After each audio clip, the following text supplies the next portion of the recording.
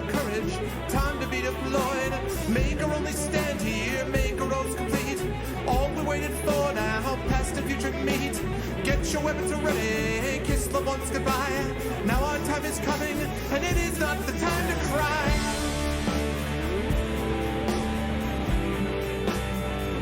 Fight the war.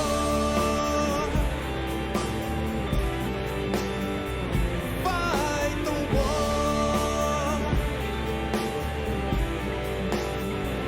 Fight the war.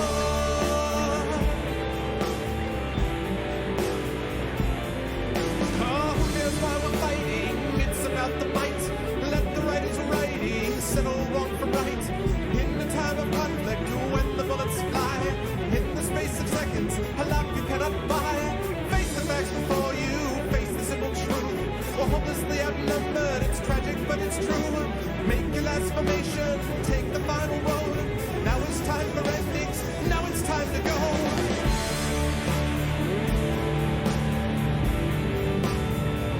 Fight the war. Oh, fight the war. Fight the war.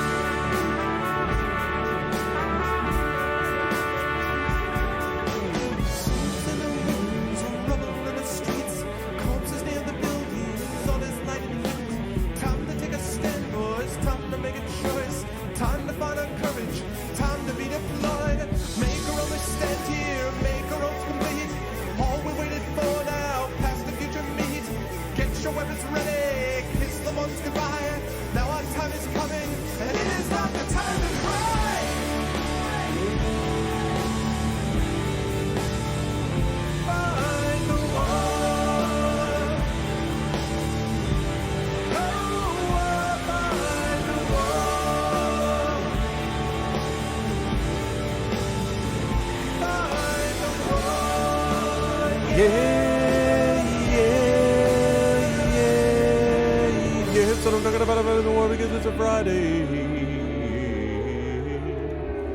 Oh yeah, what's going on, everyone? Welcome, Arvanauts. Welcome to a Friday night stream. It is my great pleasure to welcome everybody to Friday night and to day 7. It's hard to believe that we're already on day 7 of this game. Day 7 of Neverwinter Nights, Tyrants of the Moonsea. I hope everyone's doing well and is looking forward to the stream this evening. I'm starting a little bit late, as I tweeted about. Not too late. I mentioned on my calendar that I was going to be starting later than normal because it was an annual tradition. My daughter's school has a fundraiser, which is called the Barn Dance, which is basically like a bunch of like square dancing and hanging out and eating cider donuts and chili and stuff like that. And so we went there and did some dancing, and some of you on my Twitter will have seen the hat that I was wearing in accordance with the prophecy and in accordance with this tradition. But it was a good time. My daughter had a great time and is now well asleep after dancing the night away, so to speak. And so I am back here and getting ready to do some playing today. And I want to talk a little bit about one other schedule adjustment tomorrow as well. But before I get there, let me just remind everybody about ways to support the stream. If you haven't done so already, please follow the channel. That is always important. Please make sure to check out the YouTube with !ArvTube. We're up to about 717 subs over there, so I'm looking to continue to build that. I would love to get to that 1,000 sub plateau on YouTube. That would be awesome. !ArvTube for that. !ArvCord is my Discord channel. We have something like 180 or 190 members now, something like that, over on the Discord, so that is always hopping, so you definitely want to stop by and check that out. !ArvTweets is my Twitter, and !Tweet will allow you to retweet the stream, and please do that because it's always important to broaden out beyond just the lovely Twitch community. And thank you so much, Rock God. I appreciate that, man.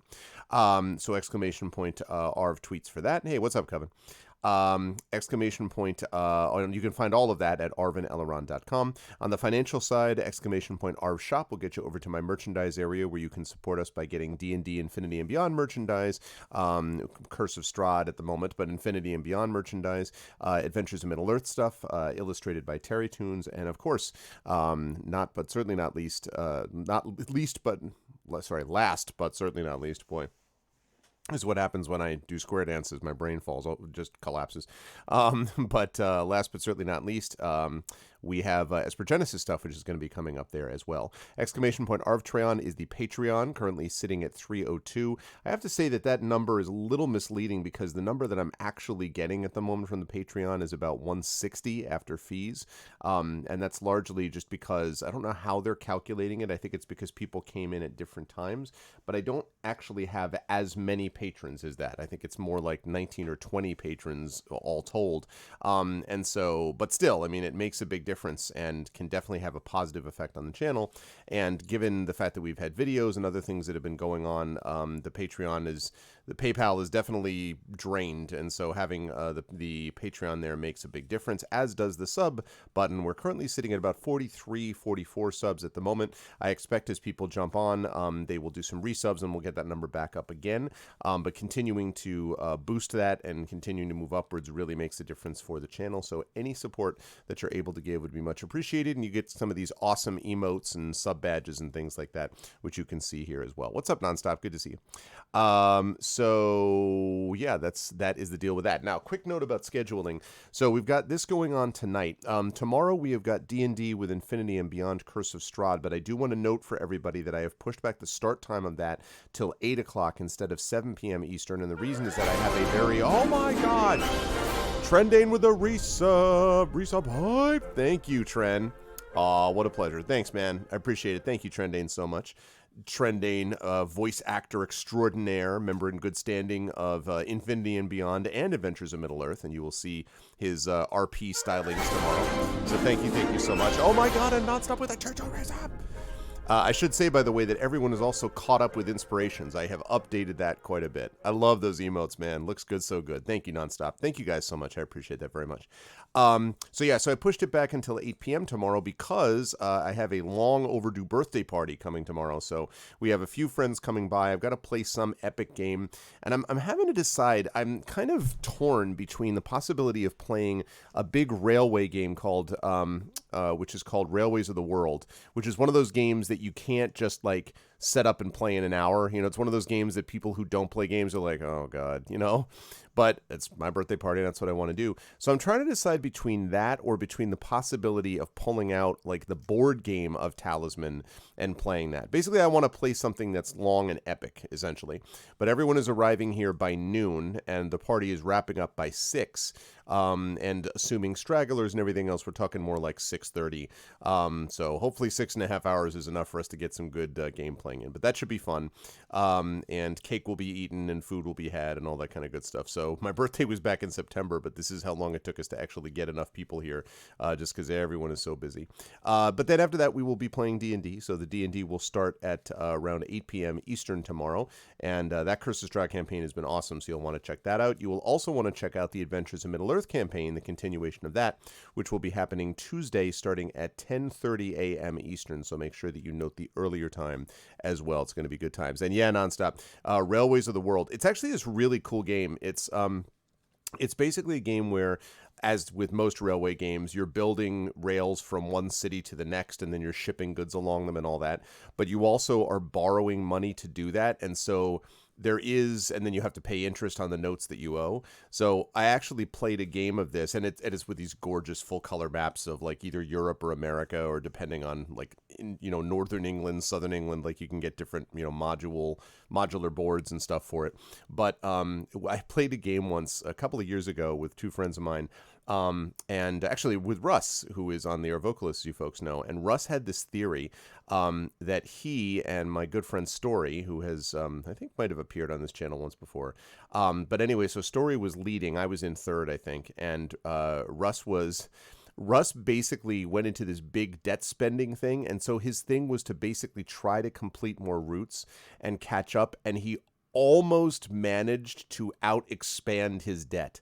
Like he still ended up losing and Story ended up winning, but it was one of those ones where it was a very interesting kind of experiment in like microeconomics, because my friend's Story was just like, God damn it. Like he saw like the debt was piling up on Russ's railway, like no one's business, but he was almost pulling it off. It was very funny. So anyway, it's a cool game. It's definitely a lot of fun. I have not played Ticket to Ride. I shouldn't say that. I've played a little bit of the video game Ticket to Ride. I thought it was okay, although for some reason something about it doesn't click with me. See, the railway game that I used to love is Railway Rivals, which is a game that not a lot of people know about, and it was around back in the 80s, and I still have a copy of it, and it's a cool game.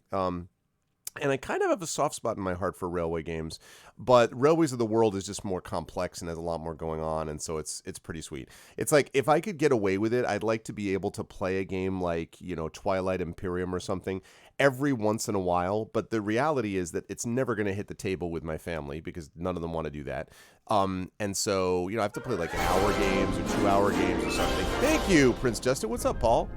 Thank you so much, Prince Justin. I appreciate that. For the Tier 1 resub, actually Twitch Prime, and subscribe for 8 months. Thank you so much, man. That's very kind of you. I appreciate it. And I've been watching some of the pictures, by the way, on Twitter, and I saw you posting about New Zealand, and I hope for Worldcon next year, and I hope I'll be able to join you there. That would be pretty sweet.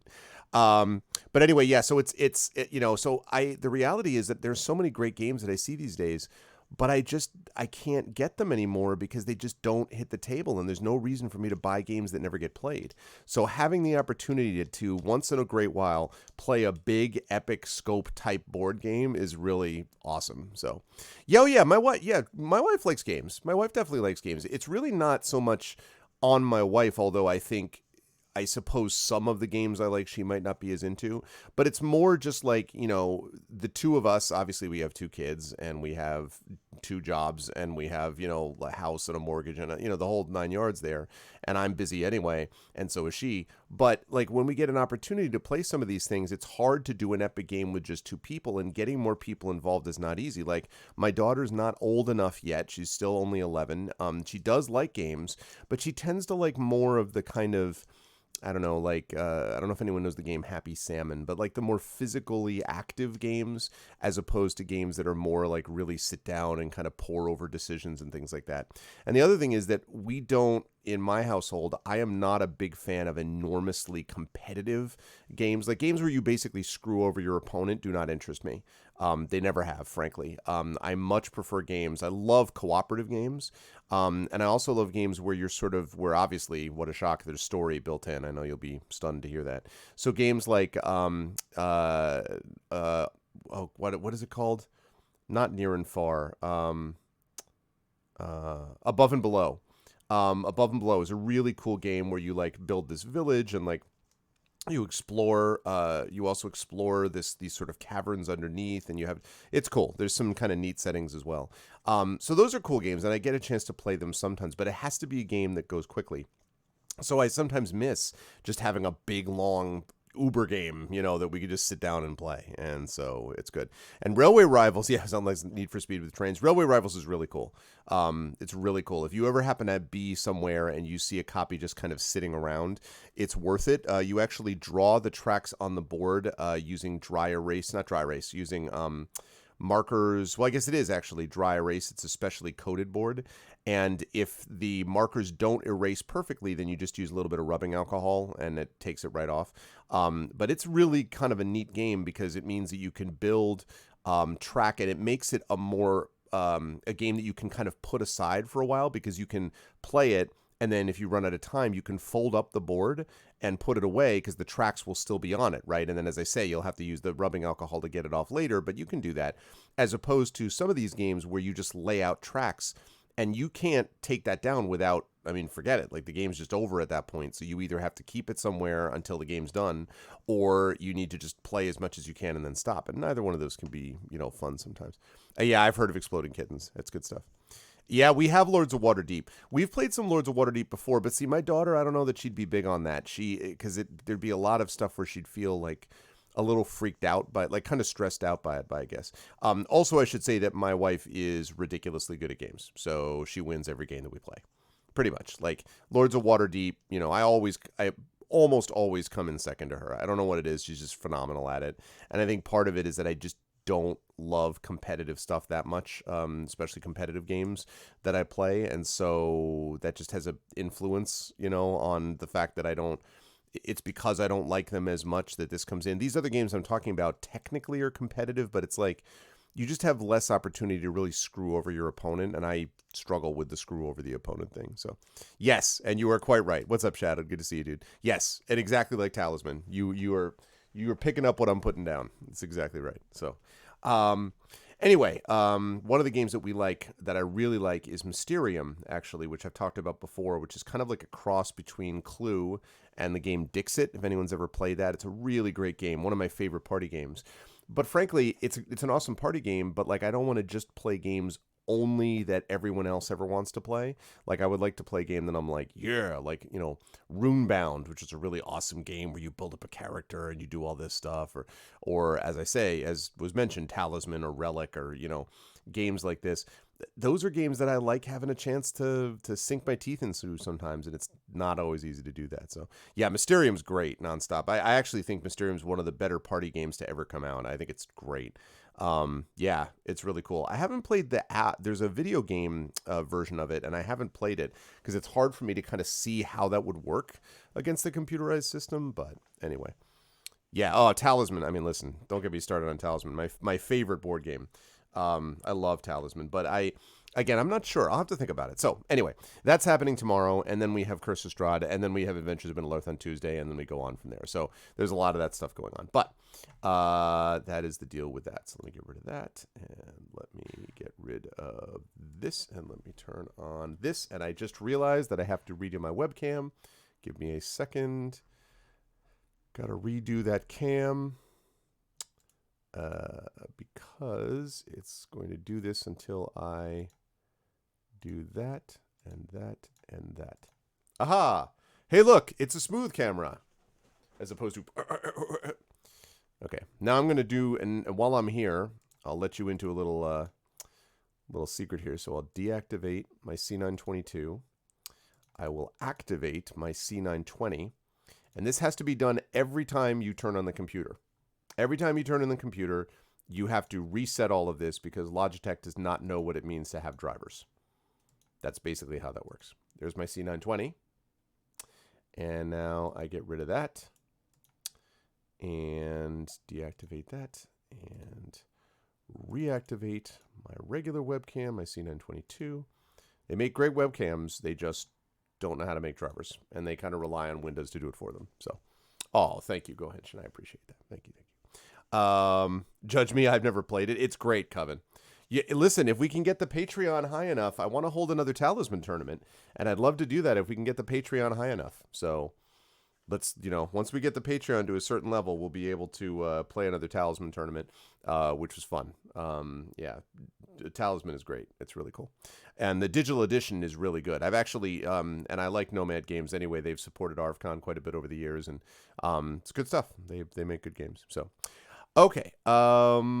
So I think that's the only thing I need to say other than the fact that we need to get cruising here because I don't want to go into ungodly late hours. And so I want to make sure we get a couple hours of some Neverwinter Nights, Tyrants of the Moonsea. And so let's do it. Let's get that going on. Okay. Neverwinter Nights. Let's do it up. Hey, what's up, Critchwitch? Hello, everybody.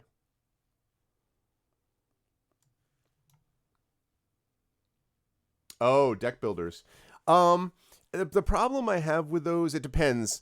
Like, I have like, for example, Dominion and games like that. Games where you have to literally sort of, where you have to play game, where you have to sort of buy a bunch of stuff to kind of not get outbought, kind of Magic the Gathering style, let us say. I do not love games like that. I like it where everything is self-contained. I like Race for the Galaxy, which is a game that's kind of an odd thing for me to like because it's a lot of iconography and a lot of symbols and very little text, and you kind of have to build the story yourself and all that, but it's interesting. Ascension is not bad. I have that as a deck builder. I have the Pathfinder Adventure card game, and were it not for the fact that it's such a pain in the butt to actually set up, I would probably be more into that than I actually am. Because that game I think is really well designed, and I actually have the let me do this. And I actually have the game for what do you call it, Android. So they did a good job with it. It came out really well. But they only ever released the first one, and they have like a bunch of expansions out now. And I'd love to do it. I just don't want to buy a game that's going to, again, never hit the table because it takes so freaking long to set up, and there's so much shuffling and so much of that to do. So it's just crazy stuff. Oh, really, Nonstop? By the way, that's a good reminder. Thank you for reminding me, Nonstop. I retweeted this earlier today.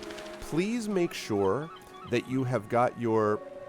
Greetings, Elmwood Villager. I will talk to you in a second. Please make sure that you have your notifications for this channel set to on. Please tell everyone else that as well, because I have a lot of followers and a lot of people that are out there, and not many of them see these notifications because Twitch, in its infinite wisdom, decided to disable that for a lot of the channels, which is not the right thing to do. So please, please, please turn those on, because it really helps. If you haven't already, double check it and make sure that you've got it on so you'll get the notification, because otherwise, it becomes a problem.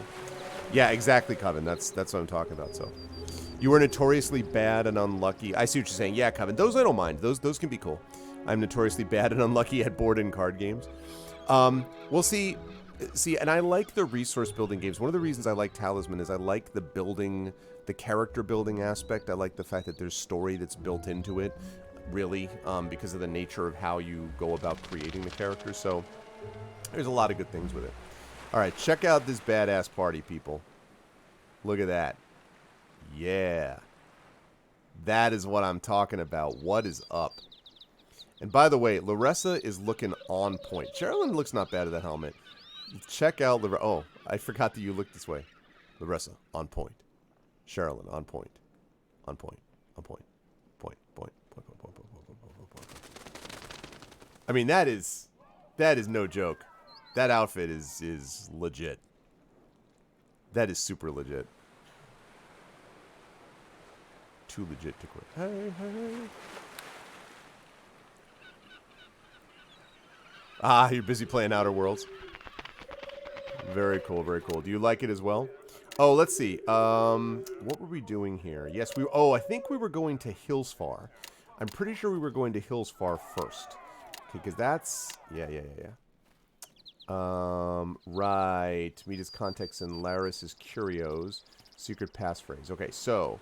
I need to go back to Hillsfar to find out about this thing with whatchamacallit's Curios. And then I need to go to these places, and I think the first place I'm going is Mulmaster, so I can gather more information about basically Meganis and where he might have gone. So, okay, so we're looking at Hillsfar. That's where we're going. Nice. I did read an interesting article about Outer Worlds. That is the first time that I was like, because I've got a lot of people. I feel like Outer Worlds, everyone's like, oh, have you played Outer Worlds? Outer Worlds, Outer Worlds, Outer Worlds. I'm like, God. It's like the have you seen the Diablo 4 cinematic question. But I have to say, read an article that was like, Outer Worlds is great because it's basically a 20-hour game that doesn't overstay its welcome. And I'm like, and basically went into this thing about how these huge, enormous games, like 300 hours of play, are not actually as enjoyable as the super focused, shorter games. And I'm like, hell yes. Can I get an amen? Like, I don't necessarily want a 5-hour game, but a tight 25 to 30-hour game I will take any day of the week over a sprawling and not very focused 100-hour plus game. Because I just lose interest after a while doing that because there's so many other good games to play.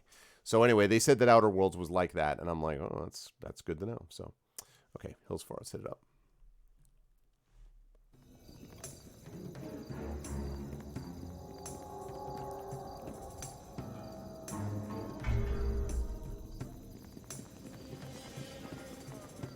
Okay. Now, this Curios place is not there. I don't remember where it is. Let me try getting over maybe this way. This fast travel actually is pretty sweet.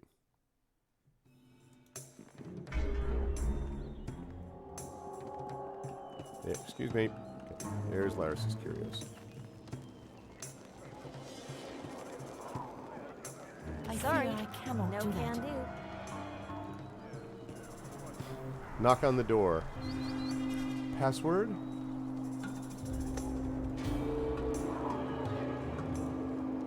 Sorry, I cannot do that. Levantes? I fear I cannot do that. Stormbringer?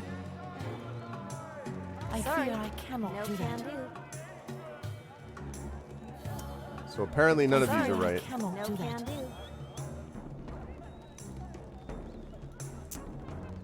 Alright, so I have to figure this passphrase.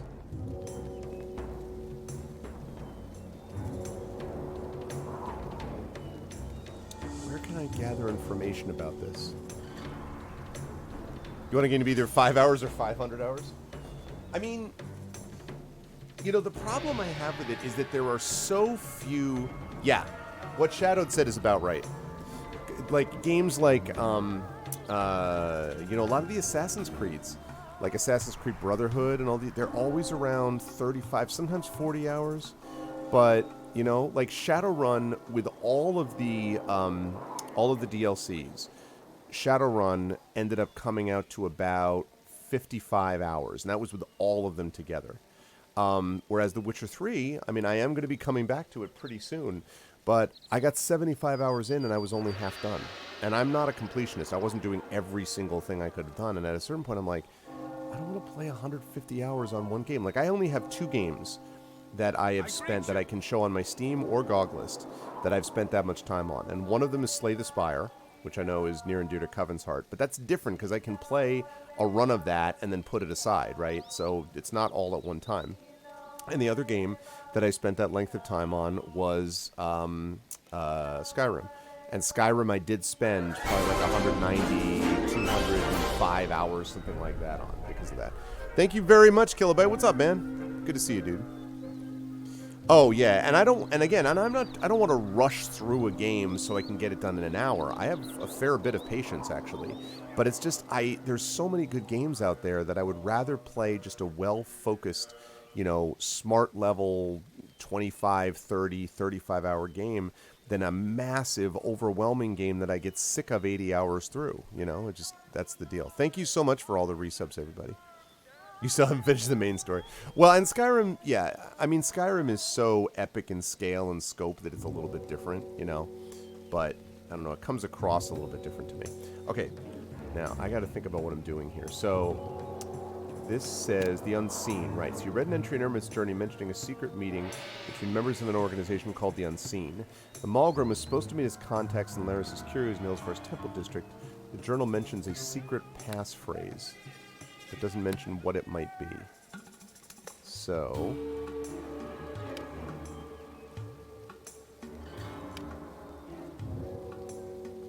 Alright, let me see.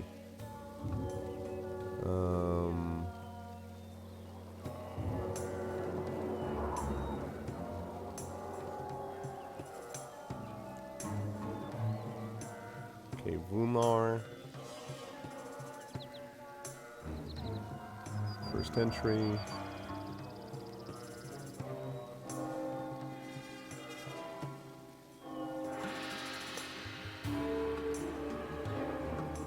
Yeah, exactly, Coven. Yeah, that's what I was talking about. Yeah. I greet you. Okay, we were to meet at a place called...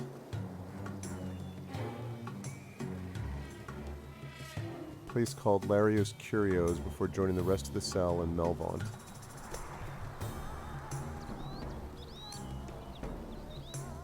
How am I gonna find out what the passphrase is? I fear I cannot do that. Okay, it's not friend. I fear I cannot do that. It's not Manshun. I fear I cannot do that. It's not Levantes. And I'm sure this is not going to work. I'm sure that none of these are right. Elminster. I fear I cannot do that. Right. Oh, Eki Pitang Zoom Boing. I fear I cannot do that.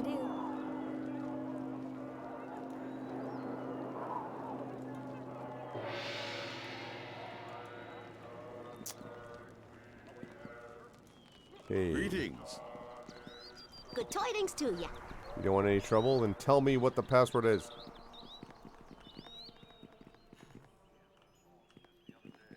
I don't even know how I would go about getting that information. I may not be able to get... Oh, wait a minute. Oh, wait a minute. Oh, it's an alley behind the... This reminds me, by the way, so much. I was just doing some gray shade work on, which is, hopefully I'll be able to make some announcements about the future of that series fairly soon. But I was just talking about that earlier, and this alleyway, like going behind the houses thing, is a big part of the city of Corel, where that book is set. So, I greet you. why don't I magic the door open? It says, I think it says that it's magically locked. That's part of the problem. The other problem is that I don't think anyone has any... I fear I cannot do that. I fear I cannot do that. Yeah, no.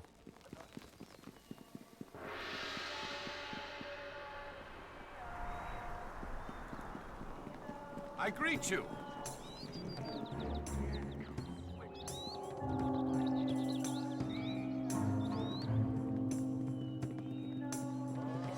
Permitted beyond this gate.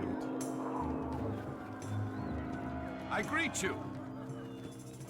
I greet you. Questions? Right, so he hates me. Klatu Barada Niktu.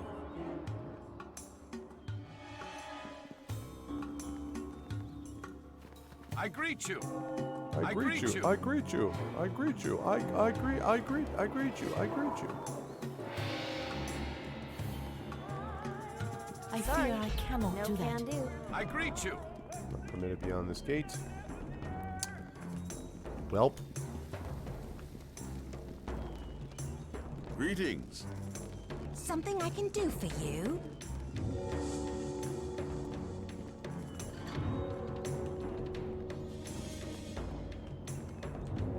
You have a passphrase for me? Oh, barrel. That's cool.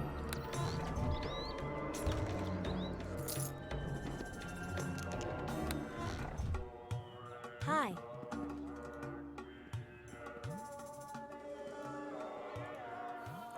That's the wrong person. Greetings. Sherilyn.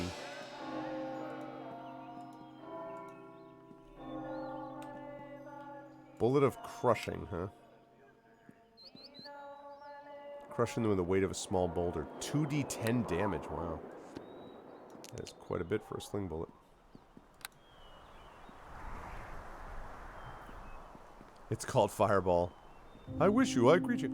Oh man, I remember playing in a D&D adventure at a conference, at a convention, I mean, back when I was, oh god, I was probably like 17, 18, something like that. And, and this, I remember it was like a, you know, tournament module, so a lot of people had been playing it. And I remember this guy, basically, this guy who was playing with us got like annoyed. So we came to this fortress in the middle of this empty area, basically, and it had like a bunch of orcs inside it. And so he decided he got sick of us trying to, because we were like, sneaking around the outside, like trying to figure out a way to get secretly into the wall. He's a wizard, right? So he walks around to the front door and just blows open the door with a fireball. Whereupon, hundreds of orcs come, like, pouring out of the doors, and we spend the next 3.5 hours, like, basically the entire rest of the session, just bogged down in combat against 1,000,001 orcs. And this happened in a lot of groups, apparently, and so the module designer, the module writer, was really angry about it walking around. And I was just kind of like, yeah, that's great. It was crazy. All right, where else could I gather?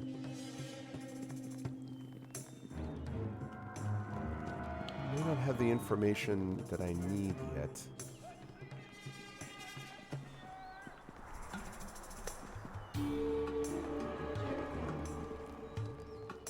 Speaking of D&D, you need a small bit of my time this weekend. I might be able to spare some time on Sunday, Shadowed. Why? What's up? So tomorrow is not likely, because tomorrow's going to be too busy with the party and then D&D afterwards, but Sunday I think is possible. Why? Or do you want to speak about... Is this about things of which we have previously spoken? Is it about things we have previously discussed? Okay, cool. Yes, I would love to have that discussion then. Would love it. So, yeah, let's do that. Can you do me a favor and drop me a DM in Discord or something? And yes, what Shadowed said is, he answered it before I could. Yes, that's a thorn. Although, admittedly, actually, Shadowed may be better on that than I am, because Shadowed is a linguistics guy, and I am, I think I have very good command of all of the language, and I understand linguistic structure very well, but I am not an expert in linguistics, and especially that. I mean, I've taught, I teach Beowulf and sometimes deal with the Middle English translation of that, but Old English is almost an entirely different language. I mean, there are obviously elements which came down to modern English, but it's very, very different. Like, for example... Yeah, exactly. Just DM me, or even DM me on Saturday and just leave it up there, Shadowed.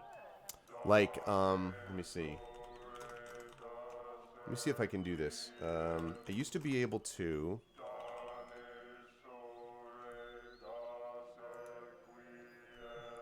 Alright. Let me see if I can do this.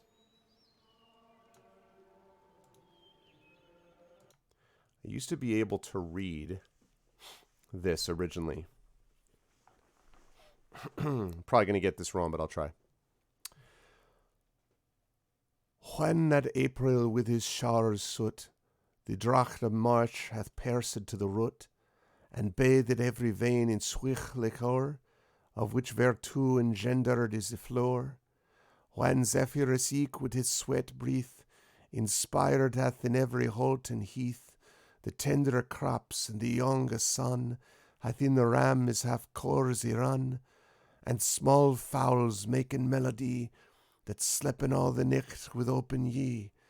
So pricketh them nature in her courages, then longen folk to goon on pilgrimages, and palmers for to saken strands, to fern halways, coth and sundry lawns, and specially from ever shire's end, of England to Canterbury they wend, the holy blissful martyr for to sake, that him hath holpen when that they were sick. That's the opening of the Canterbury Tales, and I used to be able to do that, and that's in Middle English. And I used to be able to do that. I mean, like, if you listen to someone who's a real expert in it, it's so damn good. Like, it's like, oh, man, it's legit. It is super legit. Like that like the sound, it just is so musical. When that April with his shores soot, the dracht of March hath pierced to the root. Oh man, I dig it. Anyway, so it's a very different sounding though, is my point. Whoops, let me unmute that. So yeah, okay, this is not going to work. Either I don't have what I need yet, or I can't get it here. So I will come back to Hillsfar at a later point. But I do not have what I need, unfortunately. Actually, let me check the Vault of Swords first. I doubt they're going to know, but they're at least friendly to me, unlike everybody else in this city.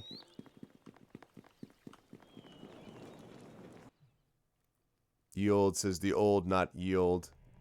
Exactly, the old. Yeah, if you ever get a chance to follow people on Twitter, if you ever get to follow Chaucer Doth Tweet, it's pretty funny. It's all basically done in Chaucerian English. I bid you hello.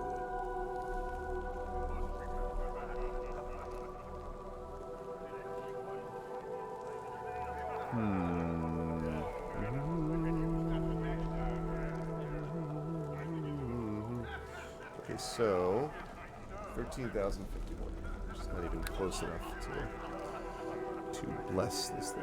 All right, so it's unfortunate. So never mind. I greet you. I greet you.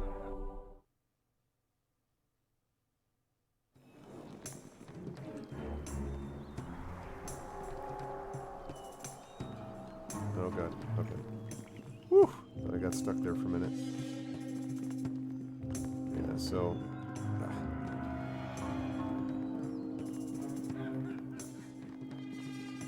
No, it's just a. It's not really. It's It's just a convention. It's often referred to that way because of the unique flow and sort of melodic quality of his language. It's not its own thing. It's just he writes in Middle English, but Chaucerian English has kind of a like talking to a Shakespeare, like listening to Shakespeare, which has its own rhythm and melody to it.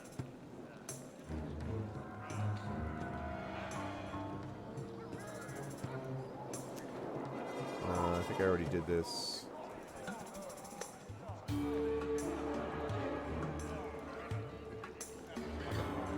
Right, I already talked to him. What about you? Do you know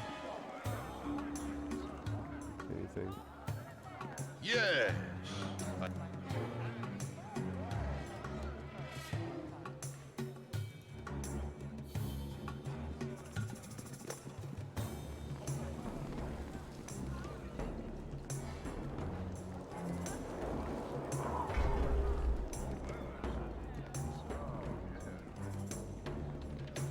Greetings to you. Look at this already.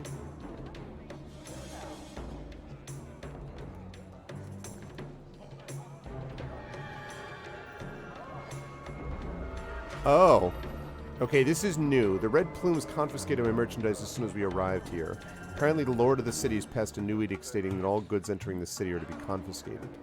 Why must goods entering the city be why must they be confiscated? I assume it has to do with this order people are gossiping about. Lord Malthier is a paranoid man at the best of times, probably why he's managed to rule the city for so long. Why are you still out here?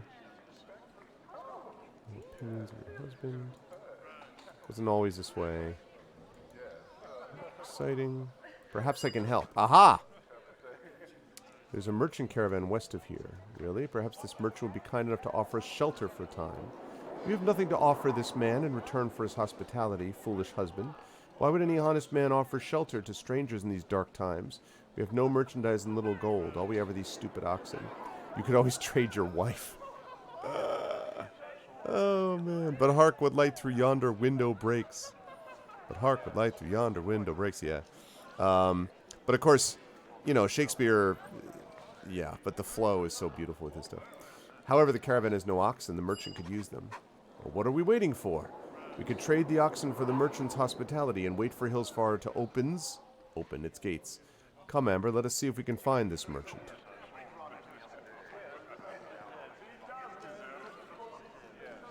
Okay. A merchant called Cheswick and his wife Amberlyn needed shelter. Osgun's caravan. The caravan's small, suffices as temporary shelter. You should check at them at some point. All right. I will check on them then. Which I think is to the west, they said. Yeah, so Shind Road. I hope it's here.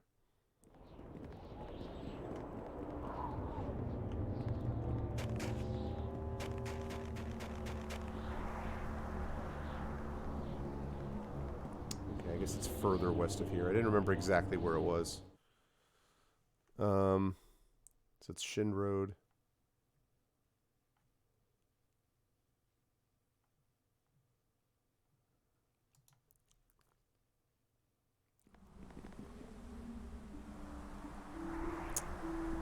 Are you making an authorship comment, Rock God? Don't make me get on my soapbox again and talk about what the situation is with Shakespeare. He wrote his own work. Thank the gods it's you. Something but terrible has befallen my dear wife. We were but a short distance from Ulash when a tribe of frost giants thundered down from the northern hills. I managed to escape, but they've taken Amberlin. Do you mean to say your wife's kidnapping is a bad thing? Do you know where they've taken her? They were moving west. My guess is that they skirted north to avoid Ulash and likely have a lair somewhere between there and Vunlar. Who knows what torments the monsters are inflicting upon my fair wife? How did you escape? When the giants charged us, my poor wife fainted with shock. I had no choice but to leave her there and flee to fetch help. The giants seemed to be content with just one captive, for they chose not to pursue me. I beseeched the soldiers of Ulash for their aid, but they looked upon me with contempt. You are my only hope. So I have to go rescue her.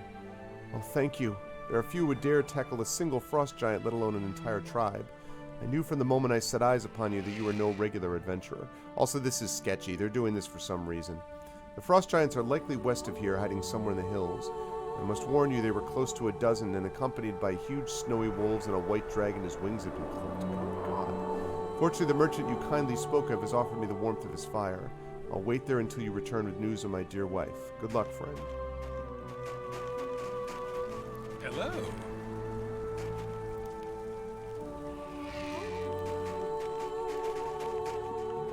Juliet, yeah. Okay. Thundered from the hills. West of Ulash, alright? Well, no time then like the present. Let's set up our continuing. There's the hard save. Okay. And let's keep on rolling.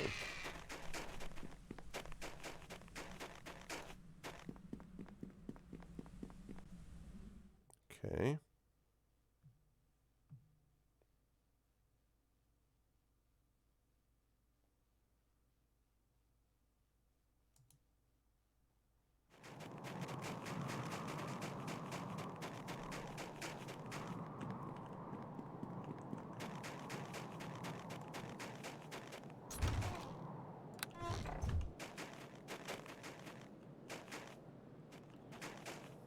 Whoop. What? Oh.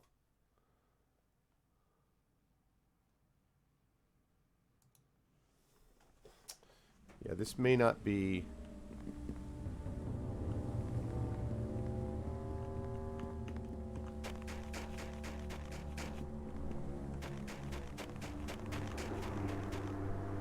This is probably not right. Yeah, this is the stuff with the demons and everything.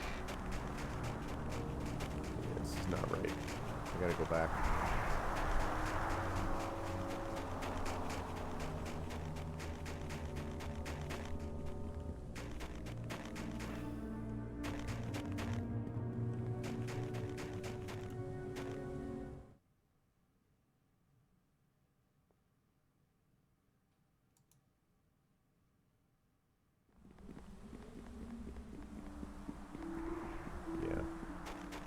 Somewhere west. There's more that I can search for.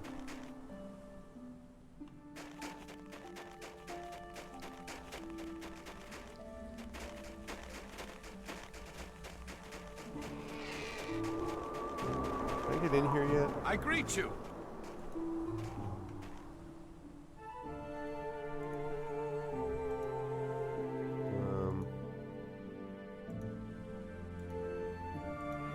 So he still doesn't want to open it. I fear I cannot do that.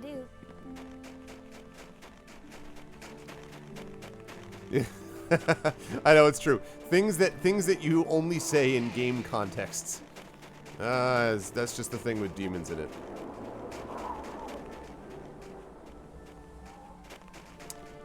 Well, exactly. And of course, you know, Coven, one of the things that's often misunderstood about that play is that play is really about the failure of the older generations to help the younger. because the thing that people don't think about is they think about the glamorous quality, like, oh, Romeo and Juliet are so glamorous and everything else. Juliet is probably 13, maybe 14. Romeo, probably 17, maybe 18. These are literally kids. And so they make terrible errors in judgment, which is to be expected because that is typically how, a lot of young people do make terrible decisions. And it's the adult's job to try to help them navigate those sort of moments. And they can't do it because they're too buried in their own hatred for each other. And so, I mean, like, the decisions that are made by, the friar's decision is just disastrously stupid. Like, it's hard to imagine, actually, that he's as dumb as he is. And yet that's where he is, so. Okay, so, right. Let's go there. I wonder if...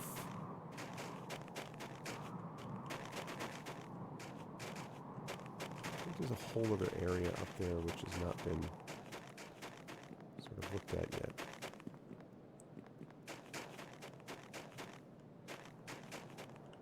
What? Stop. No, no, no, no.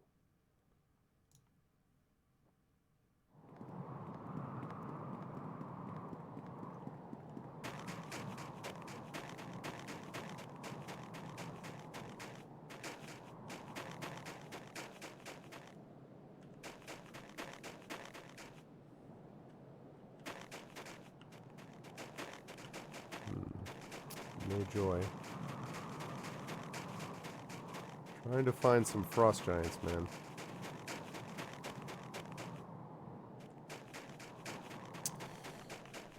Well, I don't think he knew, Coven. I mean, I think that's what it comes down to. I don't think he knows. He doesn't really know what love is. I mean, when he sees Juliet and falls in love with her, and everyone basically mocks him and talks about Rosalind, he says, they laugh, they jest at scars that never felt a wound. So I think he kind of recognizes that he never really loved Rosalind. And then, with Juliet,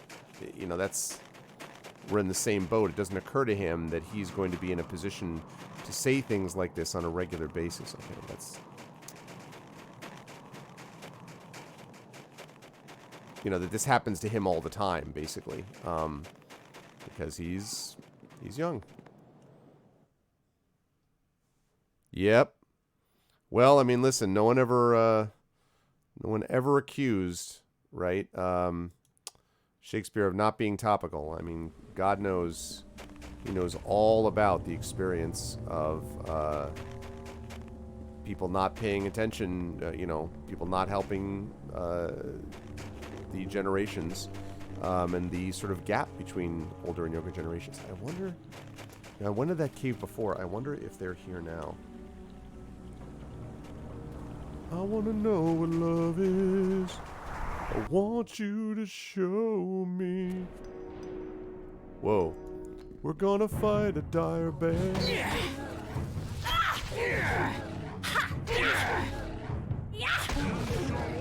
Oh, hey, Frost Giant. I've been looking for you. Wow.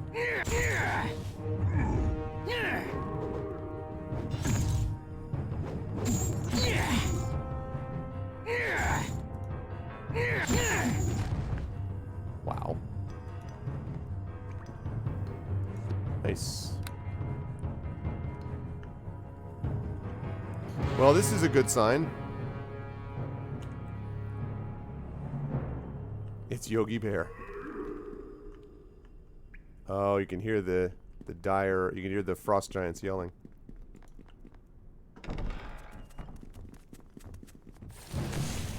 Ow.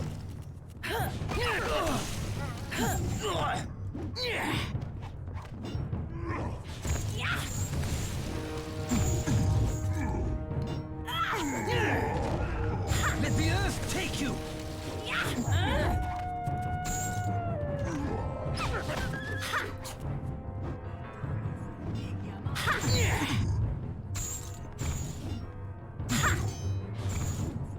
Man. My party is giving these giants what for, man. Giving these giants what for. Okay, a cell. Good. Yeah, I still wonder if that was a bug, because something is weird about I that. fear I cannot No do that. can do. Large cooking pot bubbling from within. Okay. We'll see what we can do.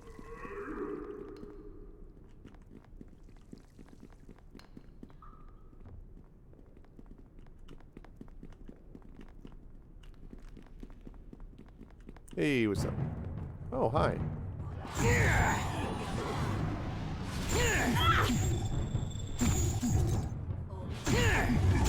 Hey, what's up?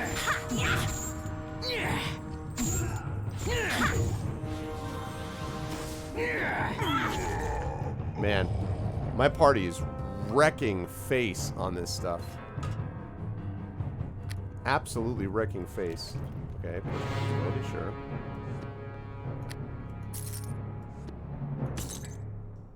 Morning star +3, okay. We're going to put stuff to sell. Actually, you know what? No, we're not going to do that. We don't need to do this now. We may later need to move stuff to a bag of holding if need be. But at the moment, we're not in that position.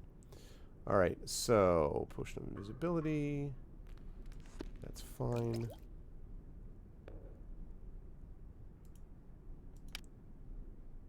So use this on myself. All right. Greetings. Have you identify amulet of natural armor +3. I think I got a natural armor +4. You have natural armor +3. What do you have, Larissa? Natural armor +2. Hey. Haha. There we go. That's what I like to see. I don't think frost giants are actually 20 feet tall. I think frost giants stand like, God, what is it, 14 to 15? You know what? Let me look it up.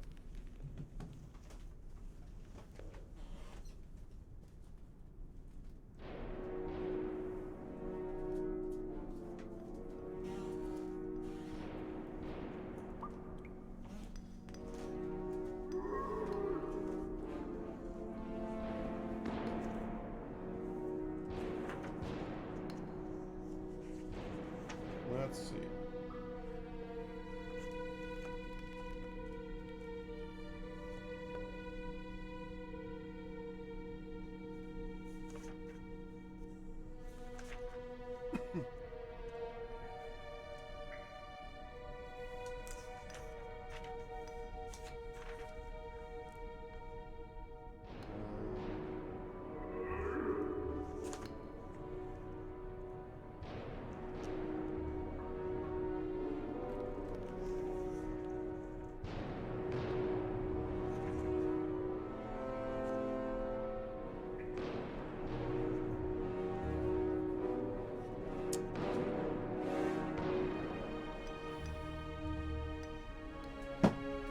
Yeah, it was in Pathfinder Kingmaker.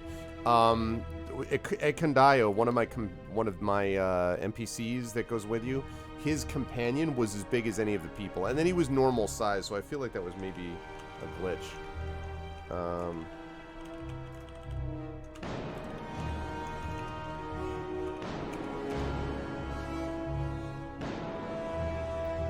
Average frost giant is 20 feet tall. Oh wait, actually, hold on.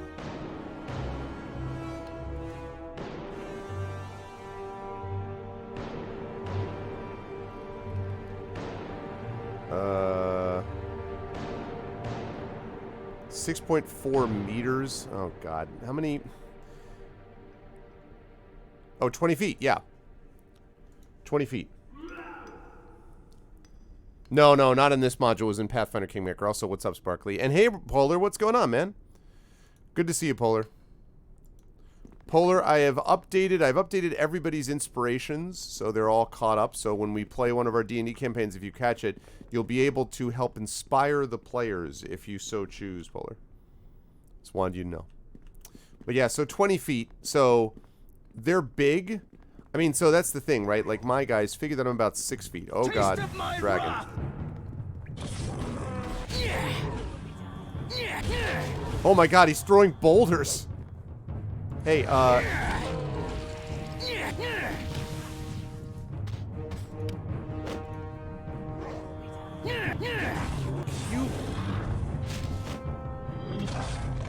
yeah, it's pretty cool, man, if you can. But good to see you, man. How are you? And hi, Mrs. Dunsel. How are you, Mrs. Dunsel? Ow. You won't know what hit you. Can you please...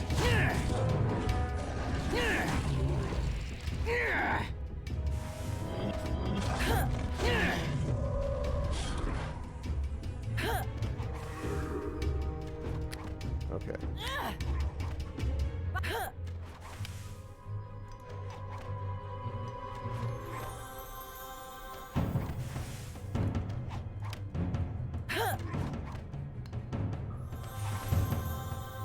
One more of those. I love that he's just chucking boulders.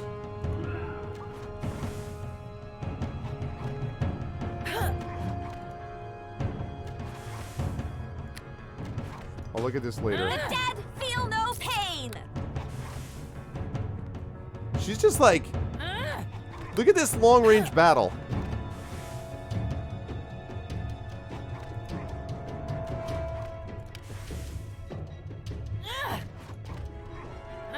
The dead feel no pain. You won't know what hit you.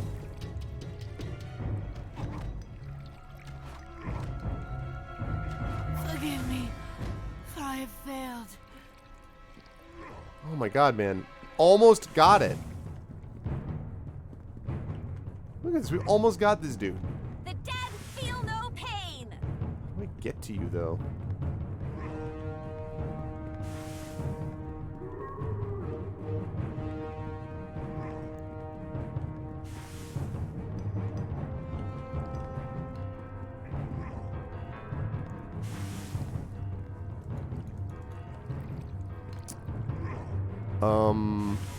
Whoa.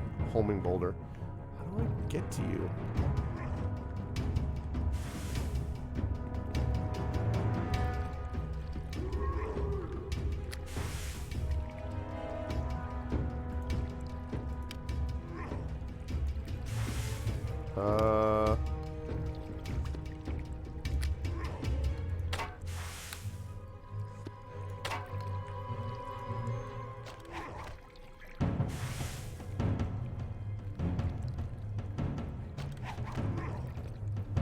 A quick in and out should do Guy's it. almost dead. Right? Axiomatic? Glar the Trebuchet. So I got him. Is there any way to get stuff, though? Now what? I mean, Sherilyn did most of the work there.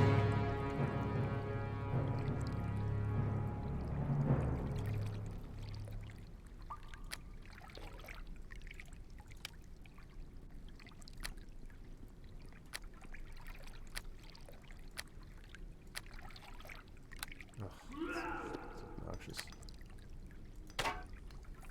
So that's it? I can't even loot him?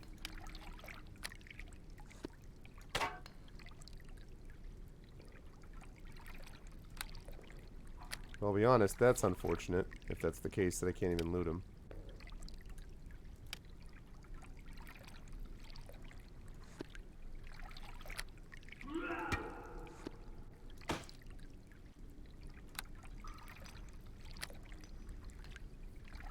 I didn't see any drops. So I killed a white dragon. I guess we're really dealing with a high-level campaign, people, because... Okay. Right. Let me talk Greetings. to Sherilyn.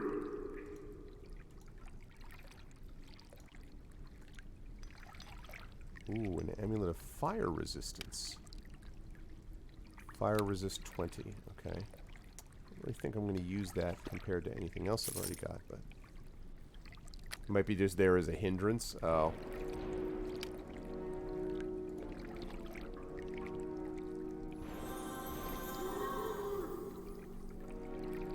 Okay, I have a ton of these critical heal potions. Okay, I still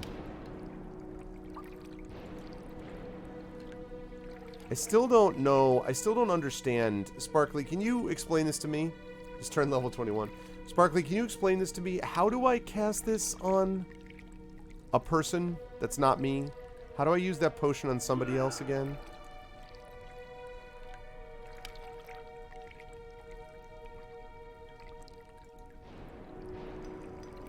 Because I don't... Yes, and Sherilyn is wearing a creepy skull mask. So how do I do that, Sparkly? You drag the potion over the... Oh, the whole portrait. Okay, thank you.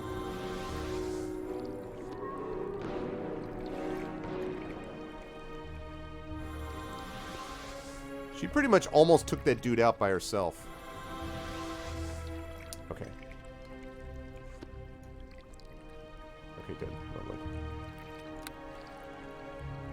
Okay, so we did that.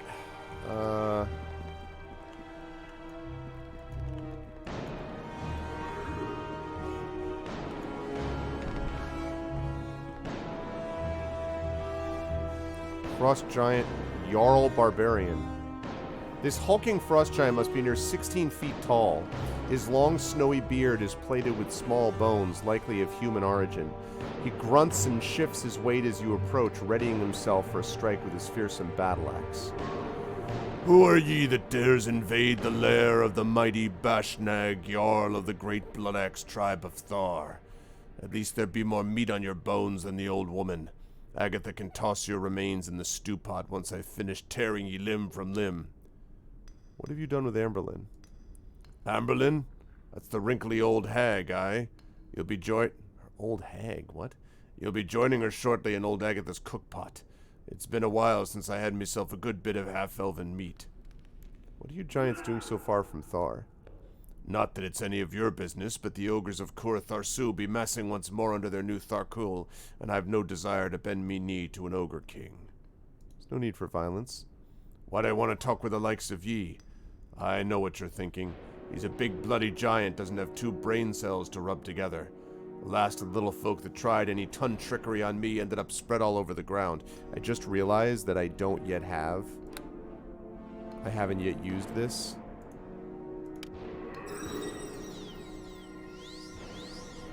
Okay. Go around, giant. Your minions couldn't stop me. Aye, is that what you think? Yonder dragon was a fearsome one, I'll grant ye, until I tamed it with the edge of me axe. But I do like it when ye small folk have some spirit in ye. Makes it all the more entertaining when I'm plucking your limbs off one at a time. Prepare to meet your doom. The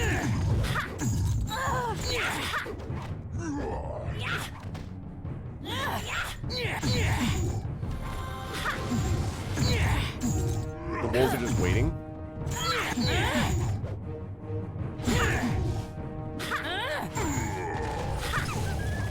Now the wolves get involved. So I want to be clear. He's like, no, prepare to... Yeah, you were real badass, dude. You were real rough. Let me tell you. You had a hard time there. Ooh, a double axe. You will fade the... Oh. Greetings. What's up, gamer? It sure is. God damn it. Greetings. Something for me. Identify my equipment. Continue. Bloodstone double axe. Equipped at great expense, the Bloodstone mercenaries were a company desperate to prove their worth, but fate placed them outside what should have been the defining moment of their careers. In 1090 DR, they were supposed to play a part in the Battle of the Bones, but their enhanced staying power would go untapped. Their ship was swamped en route from Tethir. They never made it to port, and the company remains a historical footnote. 1d8, 1d8, plus 2 axe, plus 1 regen. Yeah, that's That would be a little more effective, honestly, but +2 is not all that impressive, honestly.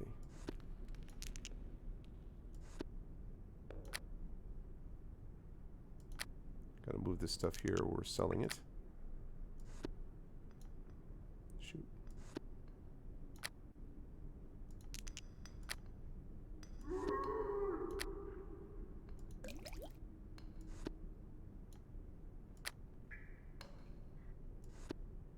Okay, put that there.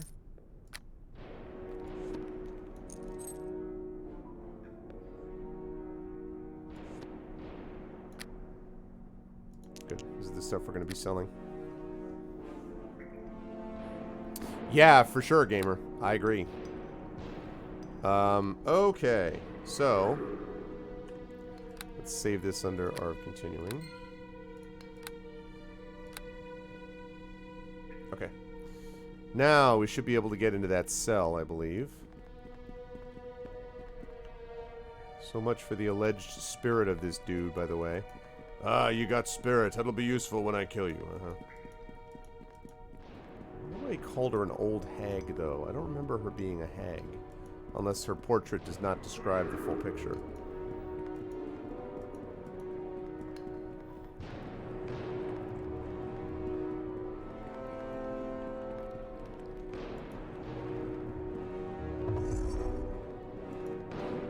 Whoa, hey. Agatha the cook, huh?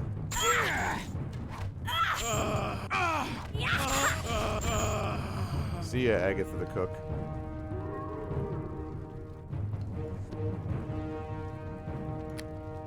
The acid arrow I'm actually going to give to... That might be useful. I'm going to give the acid arrow to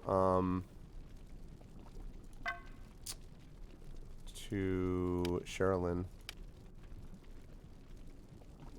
She's only got some +1 arrows. Right. Give you that. Alright, now, could you please... Greetings.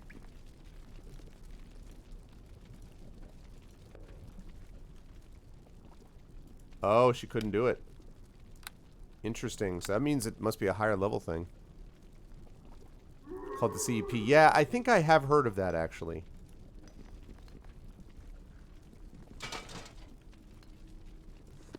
That looks like a Zentarum,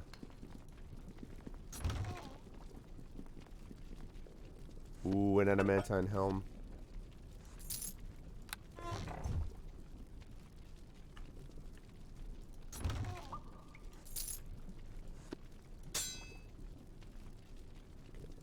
That.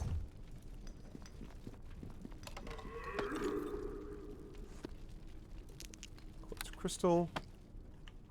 Okay, and I'll take care of Emberlyn here in just a second. Alright, let's talk to Sherilyn. Greetings. Yeah, it's a Zentrum Tower Shield. Okay, so this is going to get sold. So will this longsword get sold? Helm of Brilliance is probably better than anything I've got. Adds extra concentration. That's pretty sweet.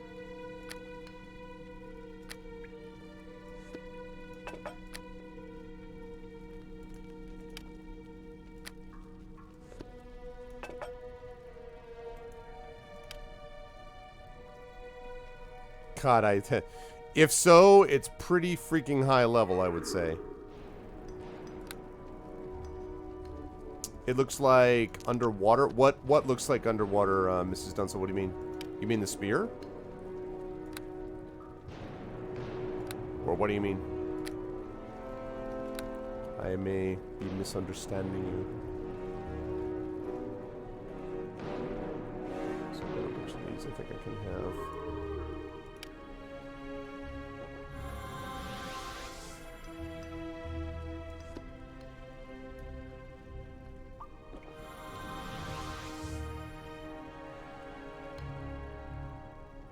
Oh, graphically it looks like I'm underwater. Yes, I'm in a cave of like frost giants. I see what you're saying. Yeah, for sure.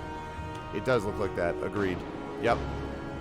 Alright, this is the woman I was sent here to save. Hello.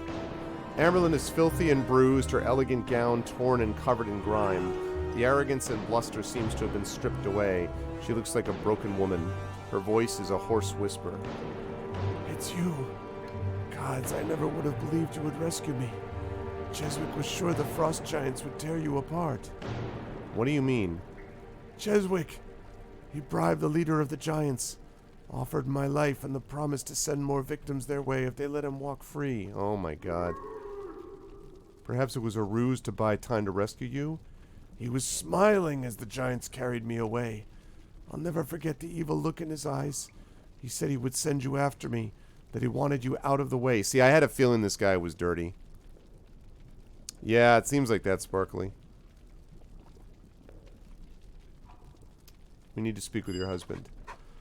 I don't know what happened to the man I once loved. It feels like the Cheswick I married died long ago. I know he's done you wrong, but I beg you, do him no harm until we've had the chance to speak with him. Ask some questions. Okay.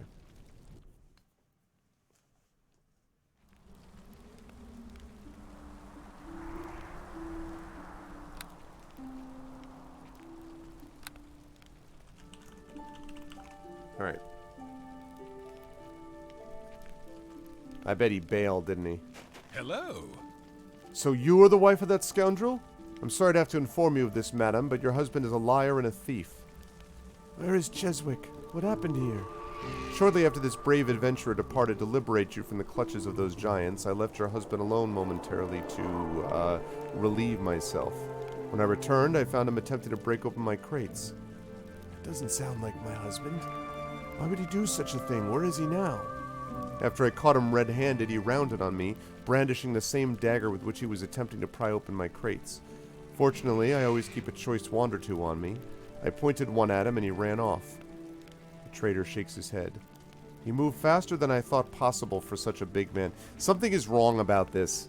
They did something to him. Or he's a demon or something. There's something mighty odd about your husband, my dear lady. I still have the dagger he dropped when he fled. Take a look.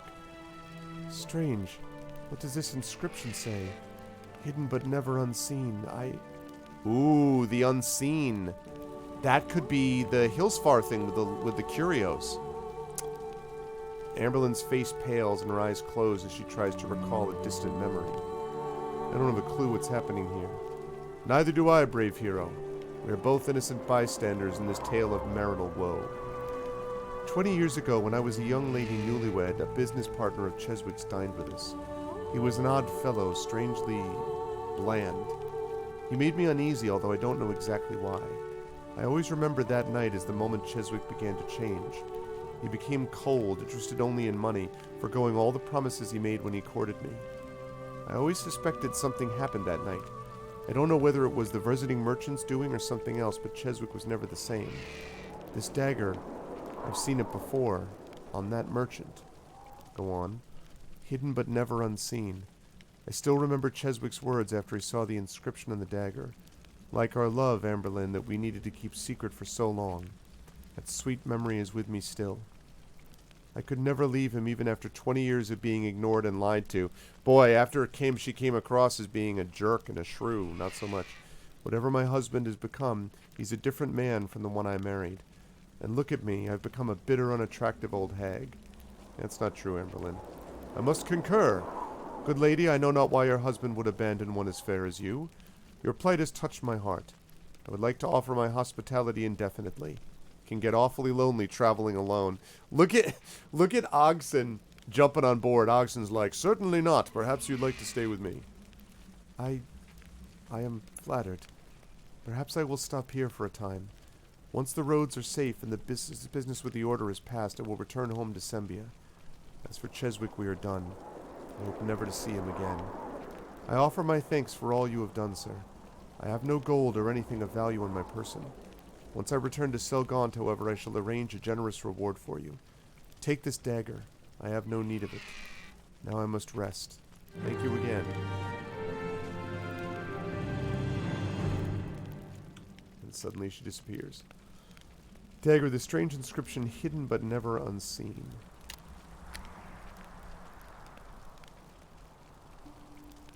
I wonder if that is tied in Hello. to this at all. Where's Amberlyn? Poor woman has gone to rest in my caravan. She needs time to recover from her husband's betrayal. I hope her intentions are honorable, Ogson. I merely took pity on the poor woman. Why, honor is my middle name. Or at least one of them. There's also value and quality, of course. On that note, did you want to see my wares? I like this guy. Oh, man, that's pretty funny. He's like, I care only about honor. Alright, let's see what this is. Agatha's Spear of Stirring. It was used to almost instantly heat the huge cauldron she used to feed her clan. In Agatha's giant fist, it was less a spear and more an implement of supreme culinary efficiency. Fire 2d6 damage plus 2. Not a bad weapon. Not a bad weapon. Okay. So that. So that. Oh. Let's sell the stuff that I know I'm selling first.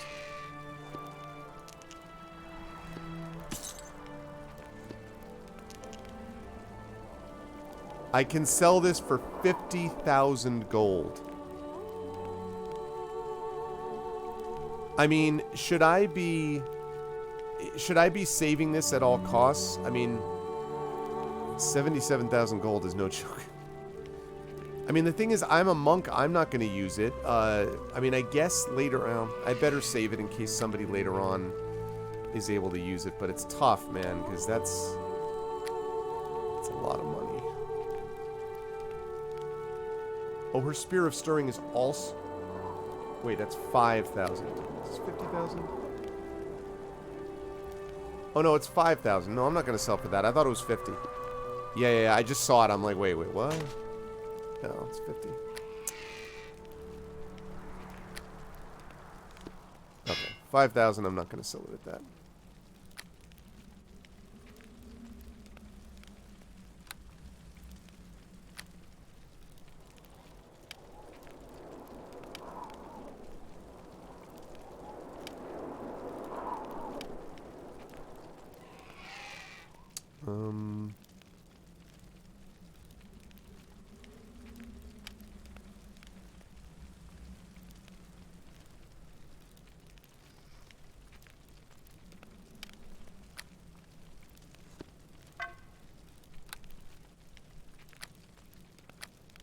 Okay.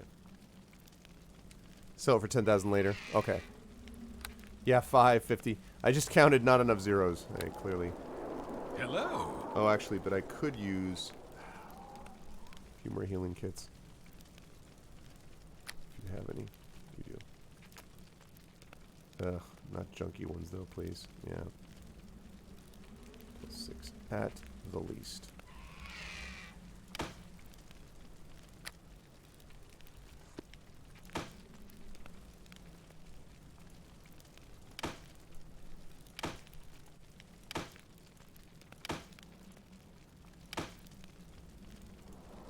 Seven, 8, 9, 10. Okay. Let's get out of that. I want to see... Despite its remarkable appearance, the dagger bears a strong enchantment. It grants its wielder the ability to polymorph for a short period of time. In addition, once per day, the wielder can see invisible creatures and objects as though they were in plain sight. It's a +3 dagger. That's interesting. Larissa... She has the shard, which is +4 plus vampiric regeneration. Okay, we're not switching that. And this Viper Fangs +3, yeah.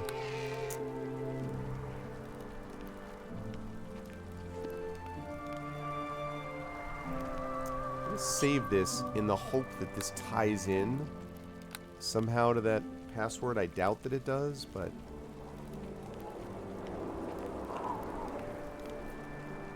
Name puns, indeed. I Sorry, fear I cannot no do can that. do.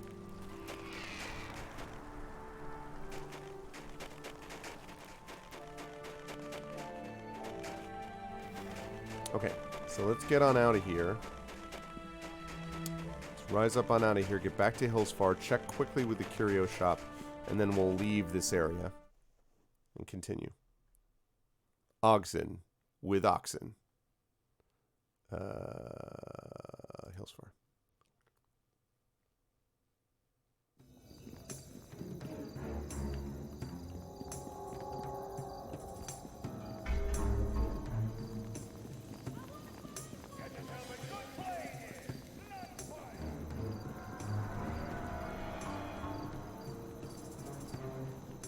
What?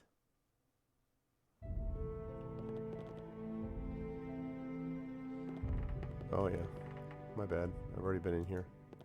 It's not where I'm supposed to be going. I am supposed to be going here.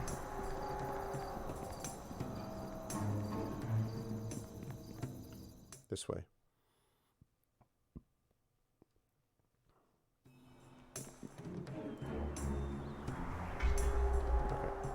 Excuse me.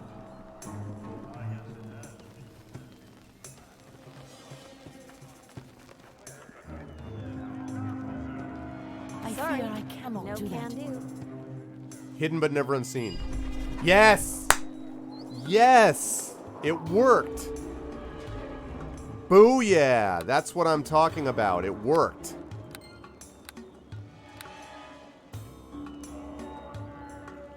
Oh, yeah. Yeah, it is a merchant. Yeah, I've seen him before. Okay, that's awesome.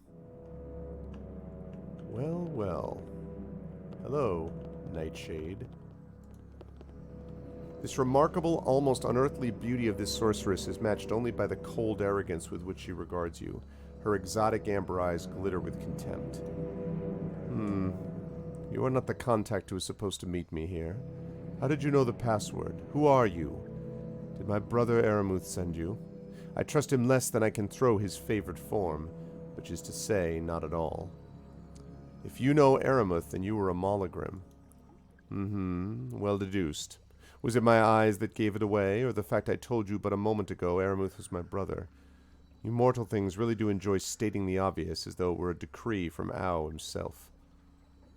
I'm Yashel.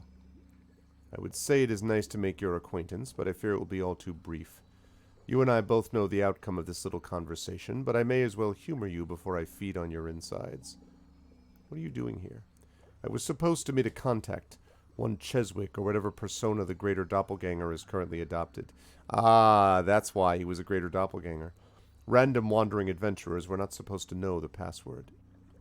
What do the Molagrim want with the realms? What does anything want with the realms? Power, influence, control. The differences in my kind are far better equipped to achieve it than yours. Perhaps we can form an alliance? Does a spider form alliance with the fly? You will serve my needs by feeding me. That will suffice. Let's just end this. After we're done here and I've sated my hunger, I will have Udamal extract the knowledge of how you stumbled across this place from your still warm brains. Now, I hate to be a cliche, but witness my favorite form, fool. I'm not going to look at your favorite form because instead of doing that, I want to not shift my alignment towards evil. I was doing that because I was like, all right, well, let's chat about what we need to know here. Not like, oh yeah, I totally actually am going to make an alliance with you and pursue evil. That was not the idea. Oh man, I'm so excited that that worked though.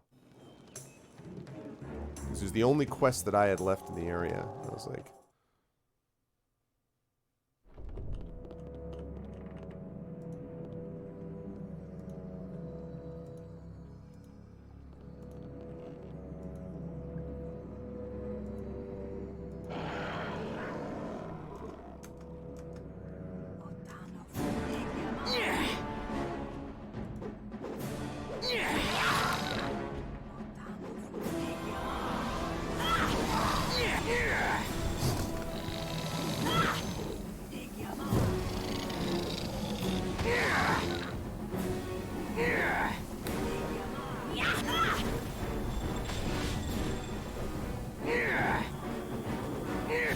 clouds of red. Sneak attack, attack of opportunity.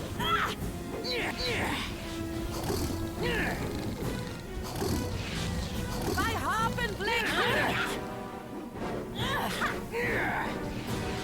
Not sure why you're that close to him, Carolyn, but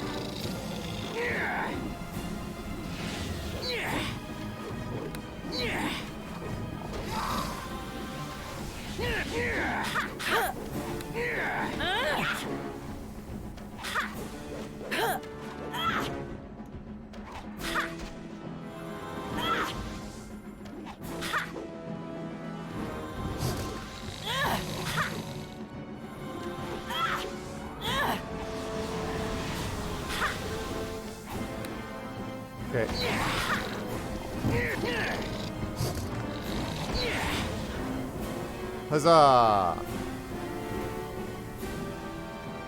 Oh, antidote. Where's my antidote at? There we go. Okay, let's get out of there. Let's get out of there. On me, please. Let's get out of that cloud. Thank you. Okay. Woo. All right. Could have been a lot worse.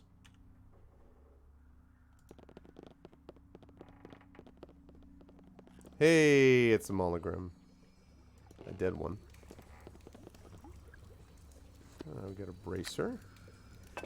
And we've got a missive. Nightshade, you were to meet your brother and my greater doppelganger contact on Laris's Curios in Hillsfar, and then proceed to join the rest of the cell in the warehouse in Melvaunt. The passphrase is, the Druth shall always win. Keep an eye on Aramuth. I do not trust him, Laven. So it looks like Melvaunt is where the next thing is going to happen, which is maybe what I should be considering.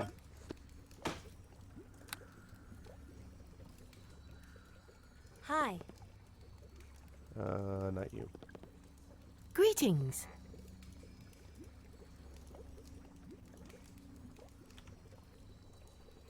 Still couldn't identify it. Okay. It's true. That is a good point. You met and fought Nightshade, a Molygrim and sister to Aramuth. On her body was a missive from someone named Laven instructing her to meet Aramuth and Cheswick, actually a great old doppelganger, which explains much in the shop. They were then to meet with the rest of the cell in a warehouse in Melvaunt, which means that what I ought to be doing is going to Melvaunt. I was going to go to Mulmaster, but I think Melvaunt is my next place, because I can also essentially kill two birds with one stone by going there.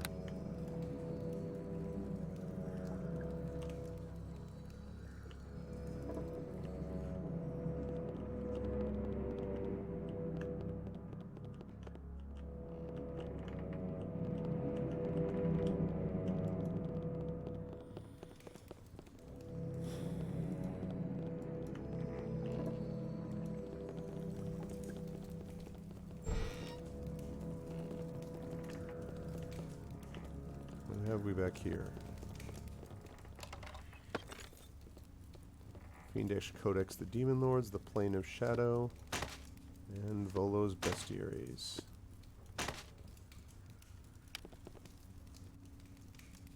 Oh yes, I read about this already.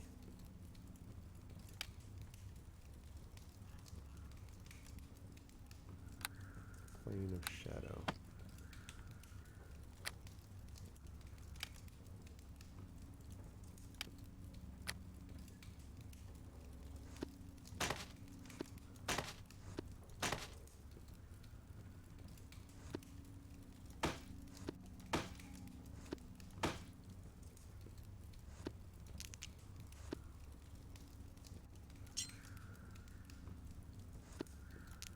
Alright. Let's see. No room there, but there is room there. For this, and for this. And also...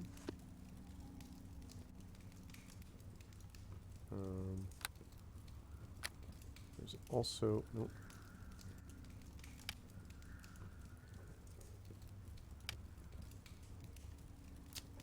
No.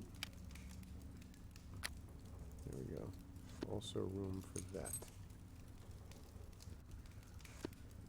I need to get that potion of speed identified. Okay.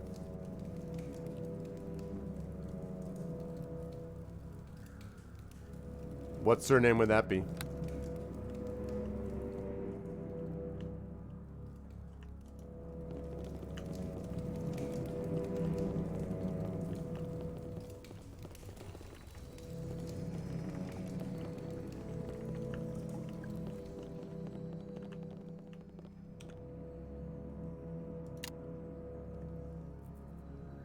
Okay.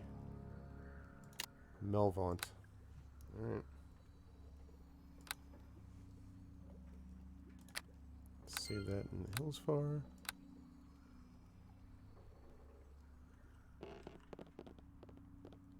Okay, can I rest here?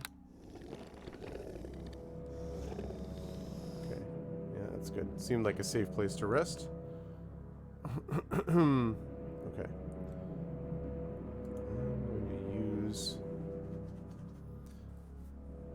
I'm going to use this for charisma's purposes, although if I get into a fight, I might regret that, but...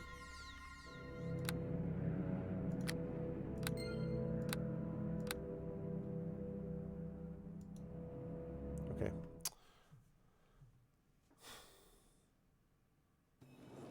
Oh, interesting. Yeah. Okay. So we're done with that. All right. Let's get out of here. We got to head back to Elmwood and then take us a ship. It's Melvaunt time. We're going to try to find Aramuth. And while we're at it, we're going to try to find out more information about Morganis.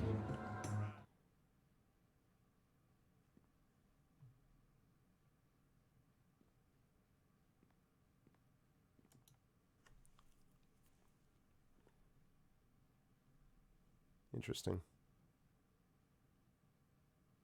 Don't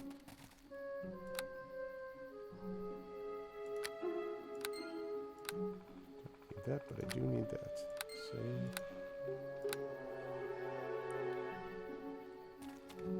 Hela Odensdottir, yeah. Odensdottir. I love it. Well, hello there. And what eggs? Okay. I'm not interested in getting eggs, lady. I'm trying to save the world here. Well, or at least a portion of it.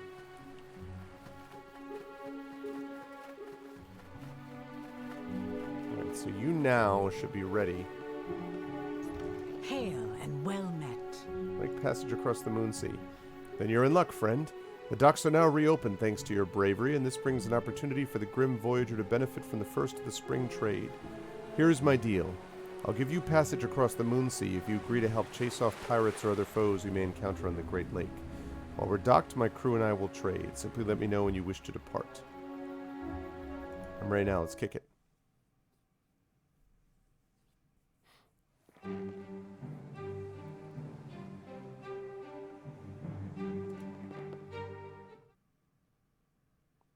The world map.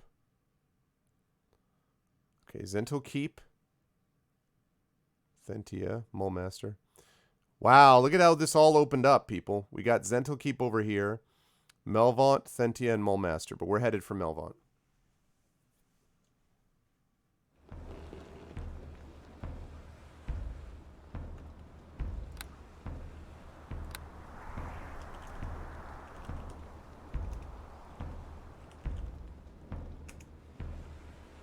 Okay. Voyage is interrupted by the appearance of a large fleet flying the flag of Melvaunt, City of Swords.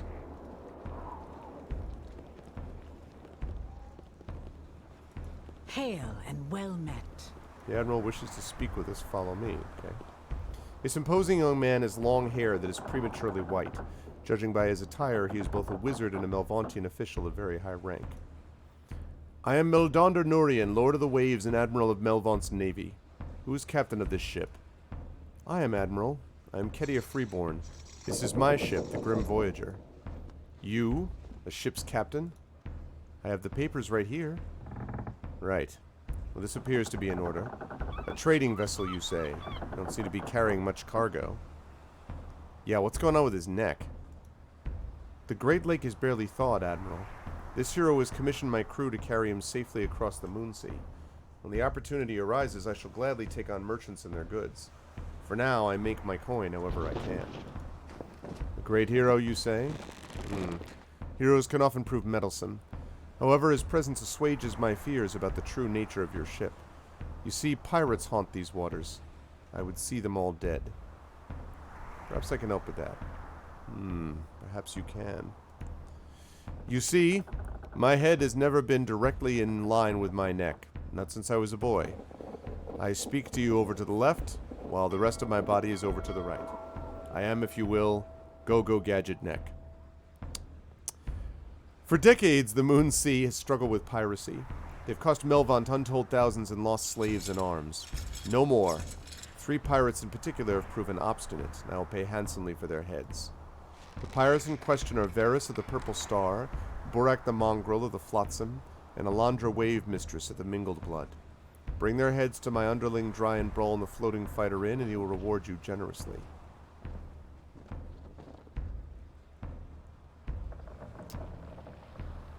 They cost you slaves are my kind of pirates.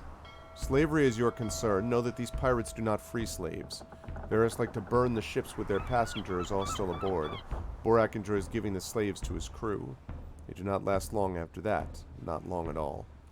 Now I must return to Melvant. Remember, should you stumble across those villains, bring their heads to Dryden Brull at the Floating Fighter Inn. And watch your behavior in the City of Swords. You do not wish to end up in the livestock pen. Crew, prepare to weigh anchor.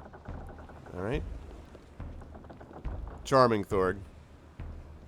Well done.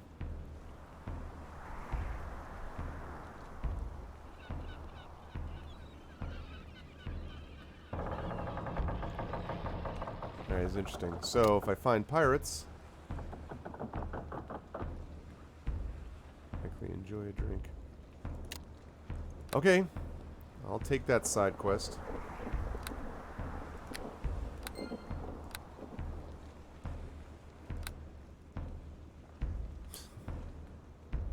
Okay. Hail and well met. Curse that man. His arrogance is everything that's wrong with Melvant. Arrogance and prejudice and not a damn to give for anyone just of noble blood. He spoke of slaves as cargoes, not as people. I'm sorry he angered you. You were not at fault. Attitudes in the Moonsea are not as enlightened as in other parts of the realms. Unfortunately, Thay and Calamshan, 2 of the most powerful nations, still rely on the blood of slaves. I recall hearing a rumor that Varys of the Purple Star likes to lay low in Mulmaster. He's a cruel and violent man. I would shed no tears at his death, even in the service of a man like the Lord of Waves. Let us set sail for our destination. Weigh anchor, me hearties. Alright, well, we're not going to Mulmaster, unfortunately. We're going to Melvant. Nah, I don't have a particular favorite Forgotten Realms deity.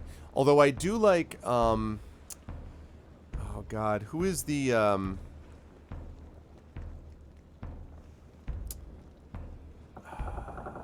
mean, Lathander, only because I've run into so many references to Lathander in Curse of Strahd, so... But, who's the Suffering one again? Hail and well met.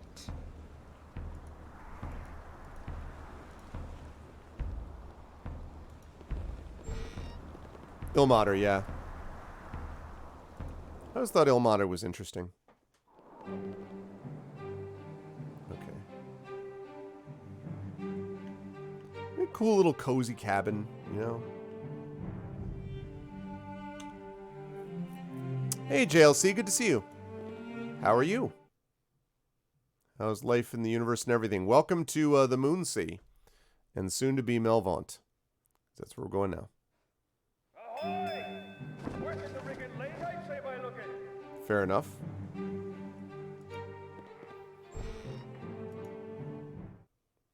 Ah, Melvant Shipyards.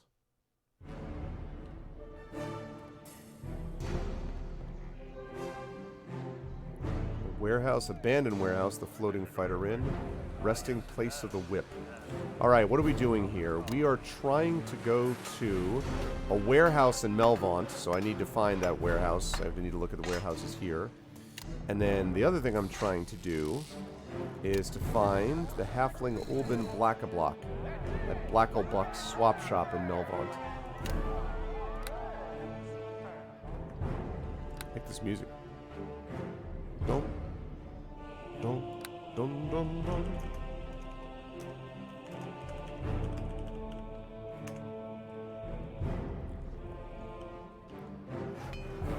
Yeah, they just sleep under the stars. Hail and well met.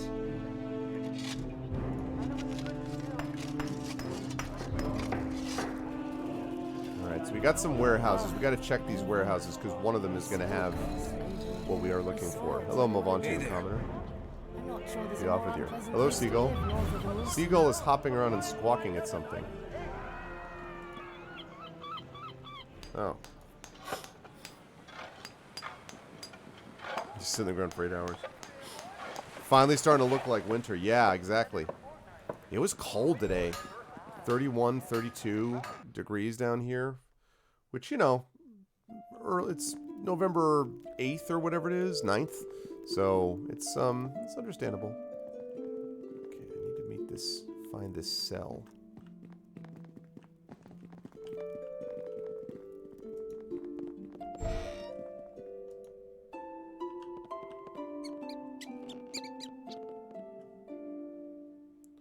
It's a greater doppelganger. Now, chat, where would we... Isn't it surprising that there just happens to be a greater doppelganger in a cell, a greater doppelganger in a warehouse in Melvaunt, when we were supposed to find a greater doppelganger in Melvaunt?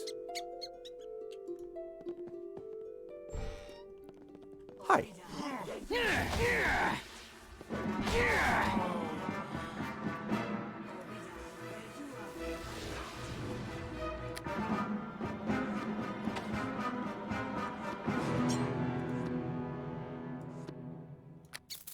Striking. Okay. Greetings. Sherilyn, can you try to identify? Can you be better at it than last time? Okay. Still can't identify that. Gloves of the Long Death. +4 cold 1d4 damage. Oh, okay. Right. What the hell gloves do I have? Gloves of the Hand Fist. Oh, that's right. Okay. I'm going to save these for use. There may be a case where I will need that. Shuriken +4.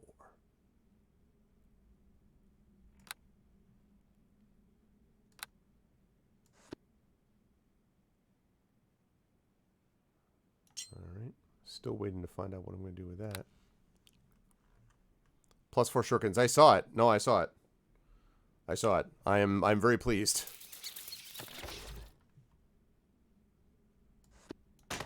Why would you keep...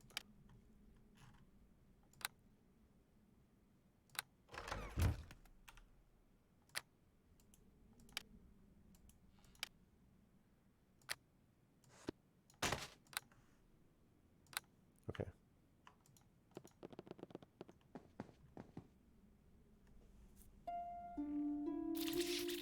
Okay.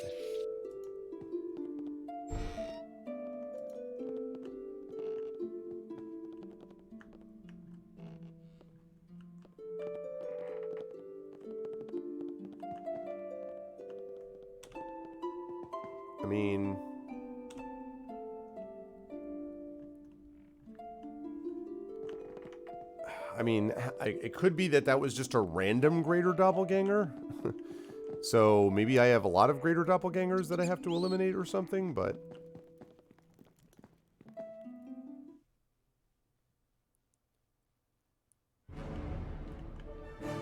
Yes. Yeah, also the +4 gloves. Yes. There is something here out of place. Managed to fish the bottle out of the oily water. It's very old. Staring at the glow within, you can make out a tiny figure waving at you.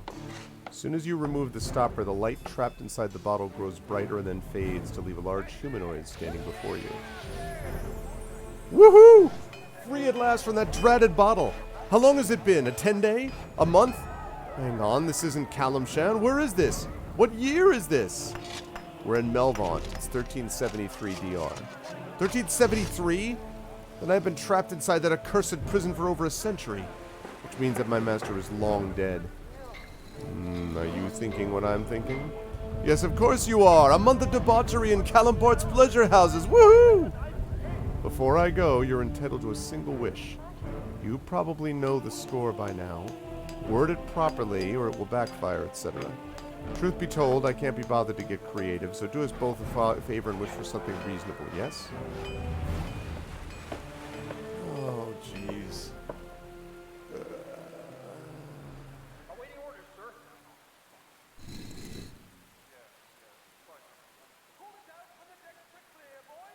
Does a grand adventure sparkly send me off on some huge side quest?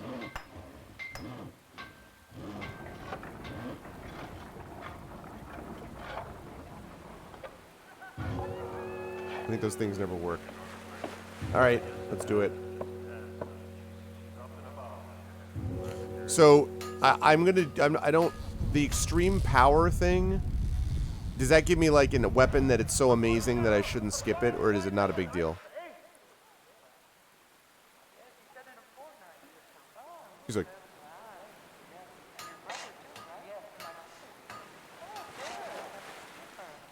Okay. Grand Adventure. Oh, bless you. It looks like you're already on one, but I like your face, so I'll grant you a little extra experience to help with whatever adventures come your way. Now then, I'm off south. This place is grimmer than a box full of turds. Be well, mortal. Okay.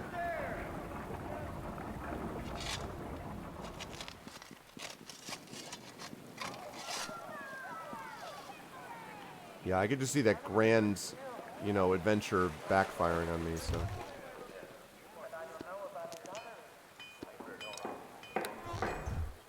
Greetings.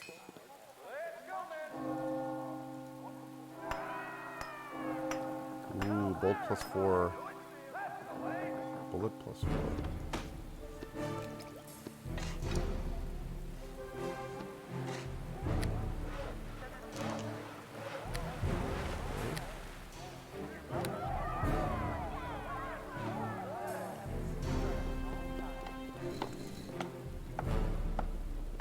Okay. I Sorry. fear I cannot No do that. can do. Knock on the door. Password? Hidden but never unseen. The truth shall always win. I got that right? The truth shall always win. Alright, I found the right warehouse. Yeah, exactly. That'll be a grand adventure. Alright. Ooh. Your son is a liability, Shadowmaster Amaroon. He answers to no one except himself. Where is he now? Where is your daughter? Halaven will not be pleased. I care not for Laven. I will deal with Eremuth. Now cease your prattle. There are intruders here.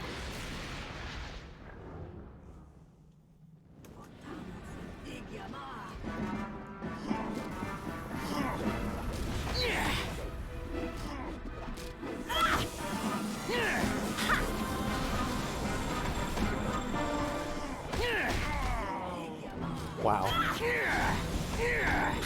Freaking wrecked her. Ow. Help. Help.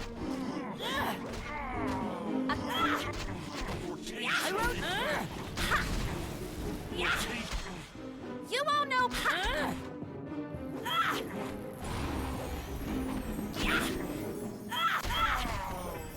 Nice work, Larissa.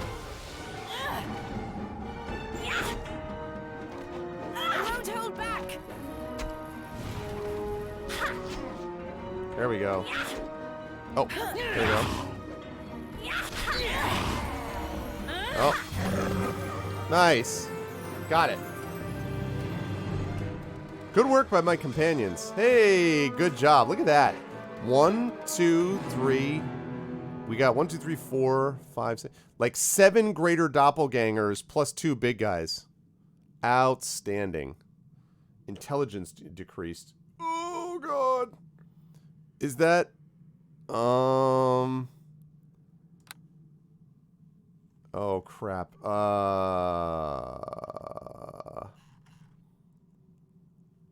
Crap. Can I lesser restoration that? It's been so long since that's actually happened in a game that I'm...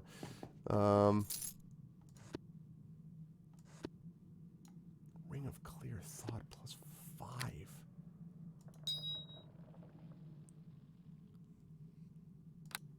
Yeah, they dropped a Ring of Clear Thought.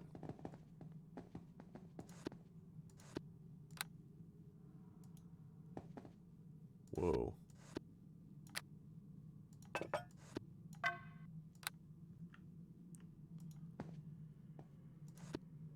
Man, I'm gonna have to...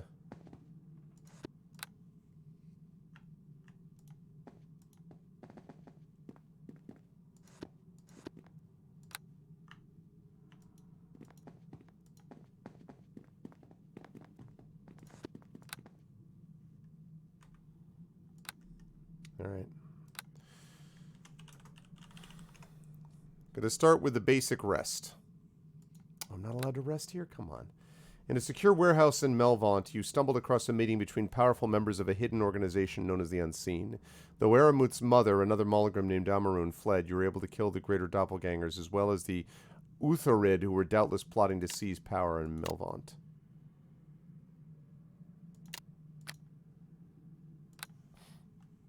Alright, well that's great, but...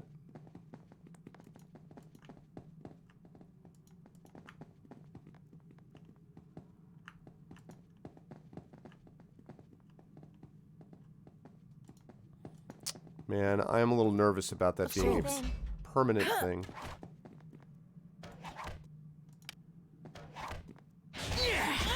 All done.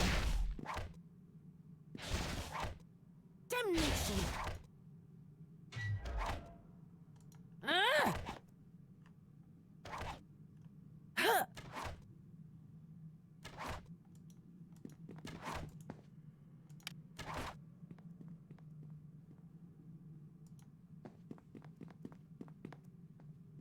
All done. Good job, Larissa. Of Sure course. thing.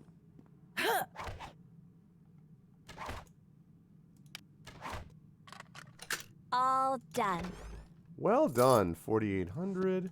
I am very nervous about this intelligence thing because I don't know if this is permanent. These tools. Alright, I need to give those to Larissa.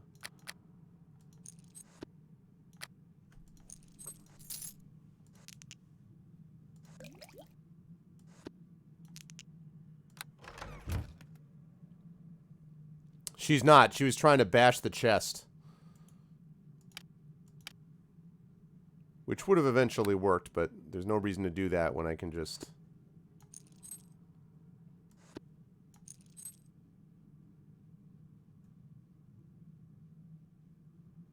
there.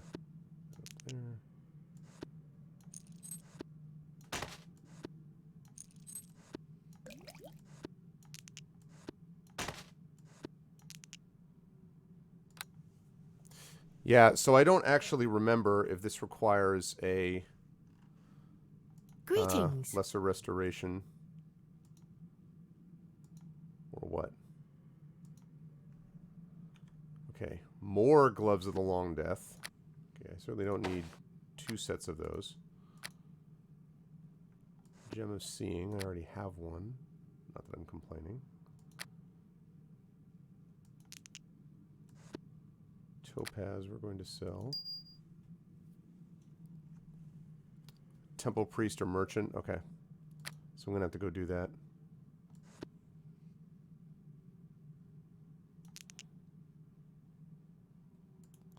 Staff of the Magi. Yeah, Dispel Magic, Sorcerer, Wizard. Okay. That could be potentially useful down the line.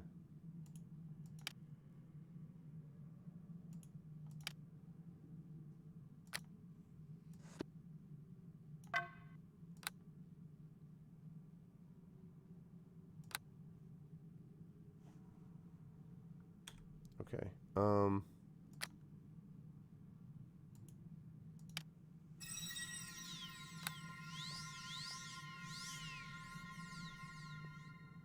Yeah, but she doesn't have any +10s. She had a +1 in there before. So this will be worth it if I can get,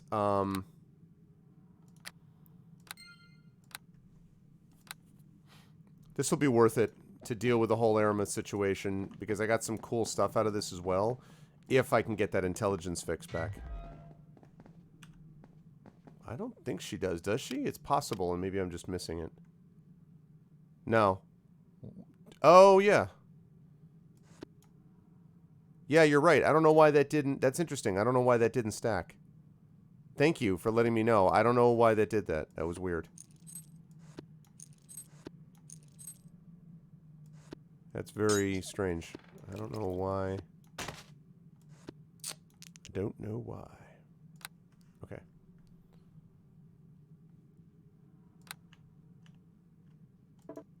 So at the moment I'm feeling very charismatic and extremely stupid, apparently.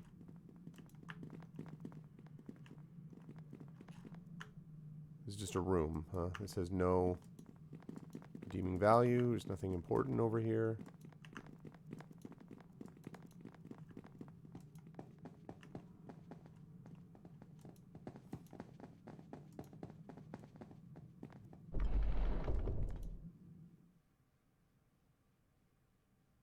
Yeah, exactly.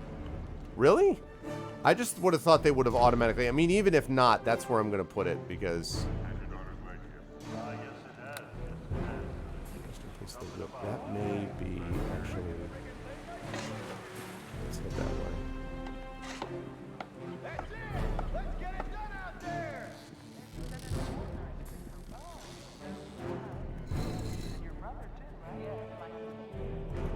What's up, dog?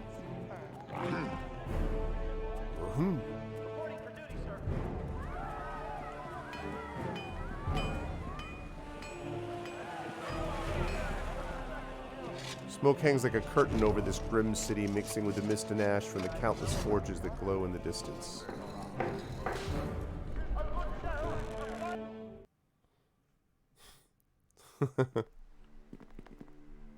Screams of agony, ecstasy, and more often than not, both at the same time, echo from within this temple's gloomy chambers. For a temple devoted to the goddess of pain, it is surprisingly busy, perhaps a testament to the decadence of Malvant's nobles. Chad, take it in.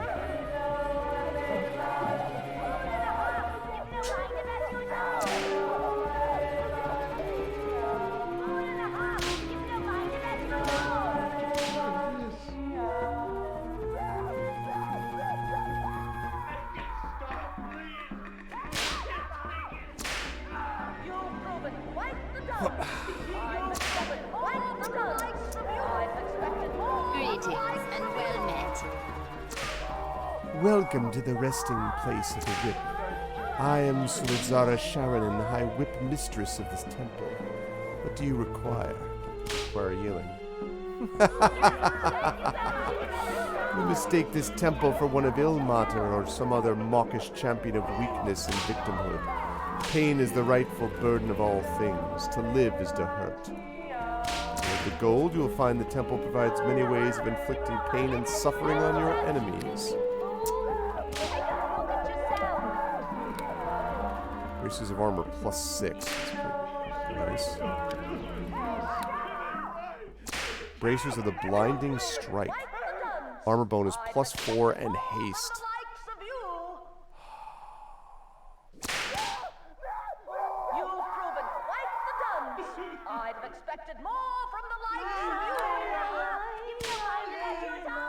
This ring of clear thought. Intelligence +5.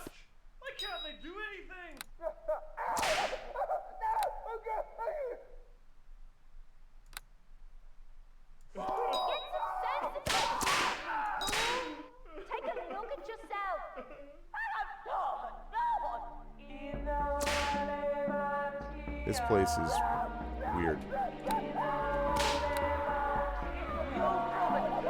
Yeah. I hope that there's another temple somewhere here. That's all I can say. Really, really hope there's another temple. That'd be nice. Oh my god. Cloak +6? Of course, there's lots of whips. I'm surprised. This is horrible! Get some sense about it! Wipe the dust! I expected yourself!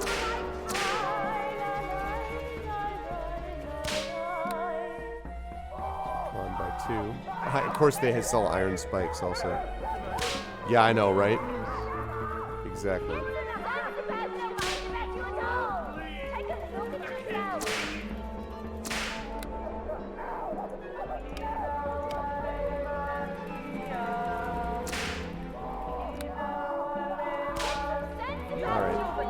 So, let's see, braces of armor +6. Let me just give these to her.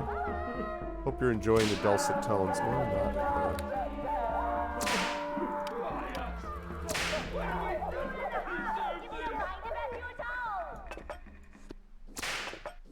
Yeah.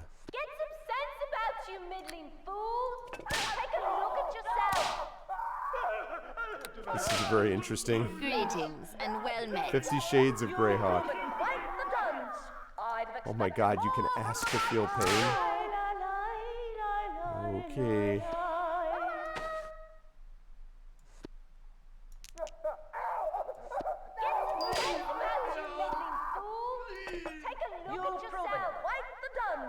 I'd have expected more from the likes of you.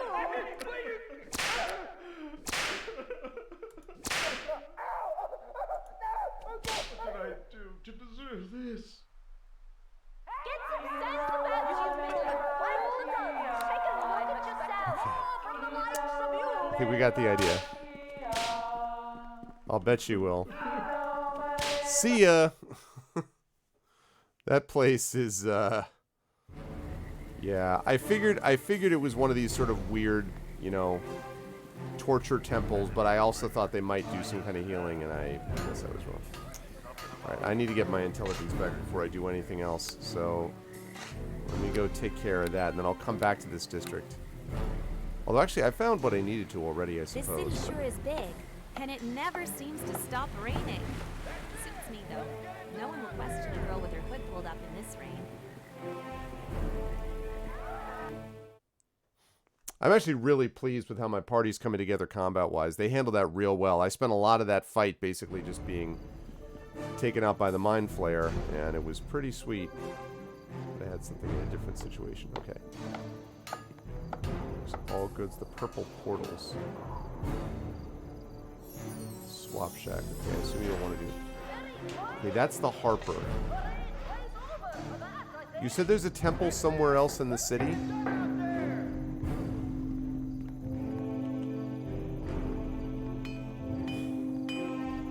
Melvont's thriving market is filled with merchants hawking their wares, watched over by suspicious guards. Near the far end of the market is the slave pen, an industry illegal in the Western realms, but permitted within the City of Swords.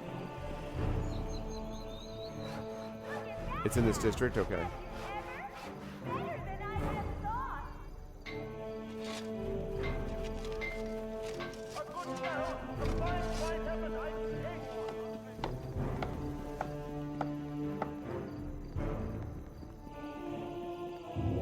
Temple to Gond the Wonderbringer. Yeah. Bring me some restoration, Gond the Wonderbringer. That's what I need. Greetings and well met. Welcome to the Purple Portal's foremost center of invention in the Moonsea. I am High Artificer Helesin Murag. Please excuse my somewhat bedraggled appearance. I'm having sleepless nights over Rex. Rex? Care to explain? Oh, forgive me. Rex is my pet name for the Wrecker, a high-concept operational construct. A golem, if you will, capable of besieging a fortress single-handedly. It has been an obsession of mine for years. Tell me more about that. The problem with golems is their sheer size and mass. They're too large to effectively transport or to move freely where space is limited. Rex is my answer to this problem. It is human-sized, but with all the destructive capabilities of the mightiest golems. Alas, I am still missing several vital components. Were I able to obtain these, I'm confident I could have Rex, I should really say the Wrecker, fully operational in short order. It would revolutionize warfare in the realms. Yes, what we need is definitely warfare revolutionized. Perhaps I could retrieve these components for you. Really think you could? The components I'm missing are as follows. 10 bars of mithril, 2 diamonds, and a flawless sapphire. The mithril and diamonds should be available throughout the more exclusive stores of the Moonsea, though both are likely to be prohibitively expensive. The sapphire require, which will serve as the heart of the Wrecker, is more problematic. I think I already sold it. Oh, only a sapphire containing the spirit of the oldest and mightiest of water elementals could possibly animate the Wrecker's body. I have an idea where such an elemental could be found, but it's extremely dangerous. You see, the waters near Melvont are heavy with residual magic due to all the runoff from the city. This naturally leads to a greater presence of elementals. If you sail around Melvont enough, you're sure to encounter an elemental powerful enough to suit our needs. I took note of them, I just don't remember where. There you go. Every 210 exactly. Tell me about Gond. Gond is the Wonderbringer, patron of craftfolk, inventors, and creators. True magic does not come from the weave. It comes from the mind, from the well of creativity and artifice all sentient beings are blessed with. I'm in need of healing. Very well. I long for the day when all men and women have the means to treat their wounds and illnesses other than by praying to gods or buying expensive potions. Perhaps in the future, eh? Allow me to call upon the Wonder Bringer. Yes. There, that will be 10,000 gold pieces, please. Just joking. I've often wondered whether the temples ought to be taxed and the gold used to pay for physicians and healers that are free for all citizens. Perhaps the idea is simply too crazy to ever work. Alright.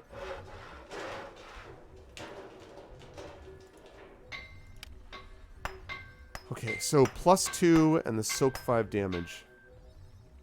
Oh my god. What is that? Robes of the Shining Hand +6.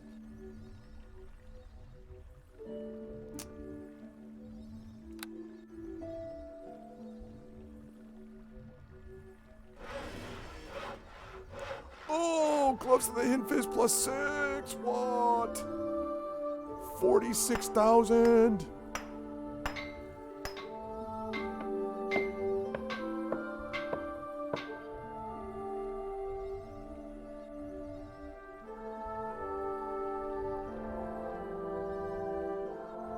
You just proposed the Affordable Care Act. Yeah, basically.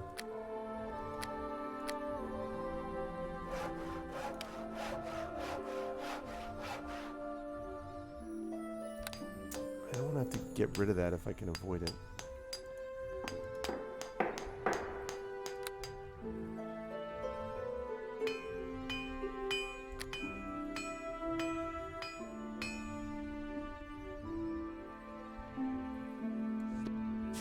I'm gonna sell that.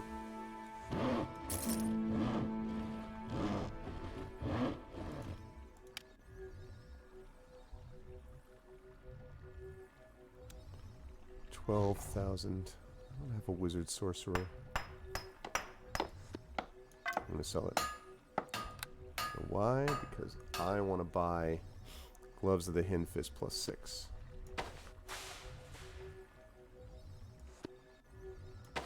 Hell yes. Hell yes. +6. +6. I have not been to Mulemaster yet. I'm sure that if you're going to tell me that I may find even better things there, I'll be willing to buy it, but, you know, I'll deal with that when I get there. Usable by Harper Scout. Oh, craft bonus, lore. 50. Oh, man. That lore's pretty nice, but 724,000 gold. Are you drunk? 724,000 gold. What? Amulet of Natural Armor +6. 86,000 gold, though. That's a lot of money.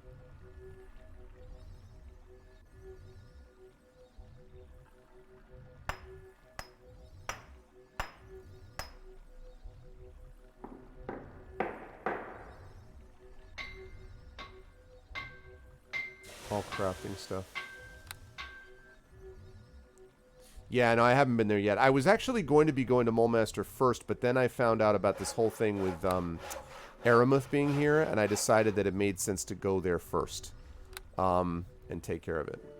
Ooh, and also,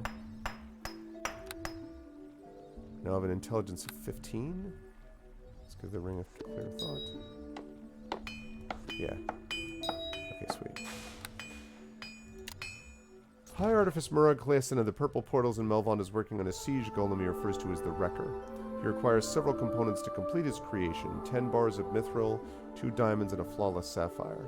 Flawless sapphire can only be obtained from the oldest and most powerful water elementals. The stretch of Moonsea near Melvond is apparently heavily populated by elementals due to magical runoff from the City of Swords. Perhaps you should sail near Melvond for a while and see what you encounter. I will deal with that at a later date. Yes. Yes, so do I. So do I. Okay, now I was just doing that basically to get my intelligence restored.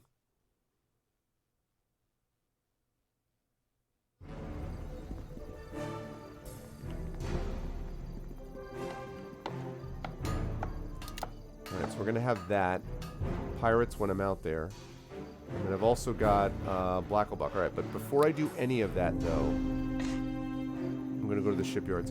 And actually, now that I'm looking at this, so is this city basically only two map areas wide, Sparkly?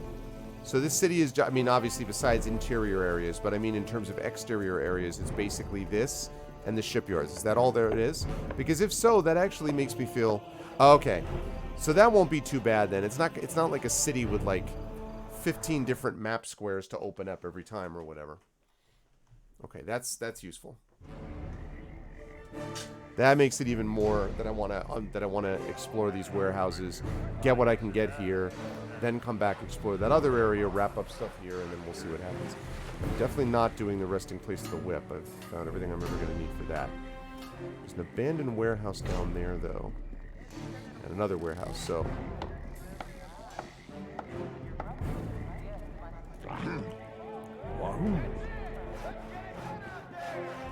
Wait, what can I get you?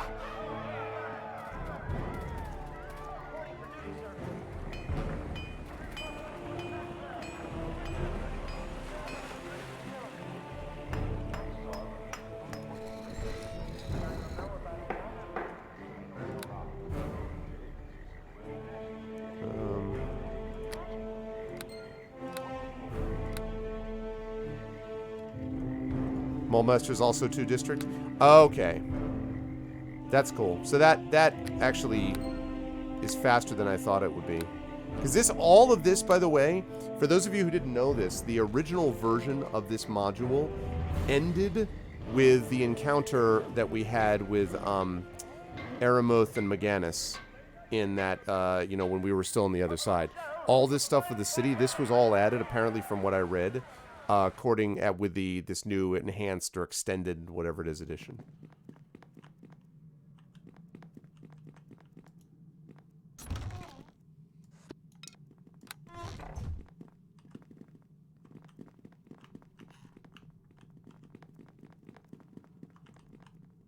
Come back to that in a minute.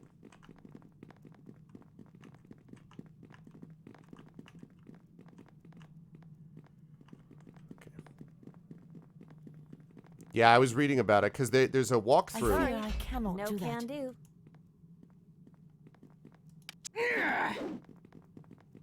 My attack has no effect? Wow. Interesting. Yeah, pretty much. Because never completed. Okay, so that doesn't do anything, so never mind that. Okay, so that's the abandoned warehouse. So let's pick up the let's go to the other warehouse, which is over here.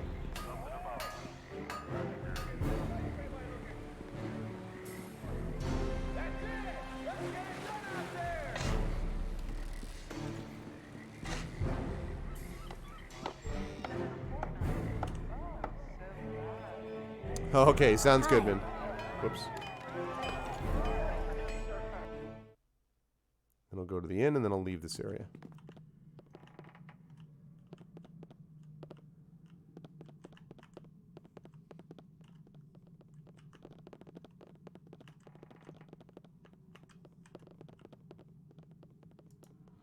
Scribbled note.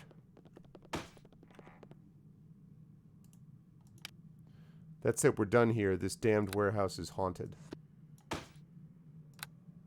Greetings. Haunted. Really? Arrow +4.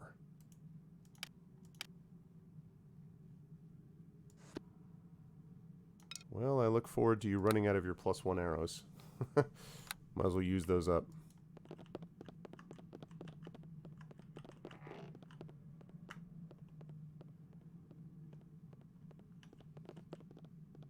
Oh, God.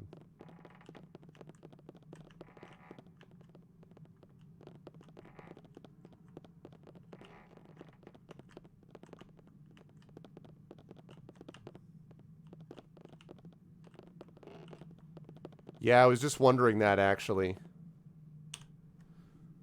Rest so as to summon some ghosts. Taste of my wrath!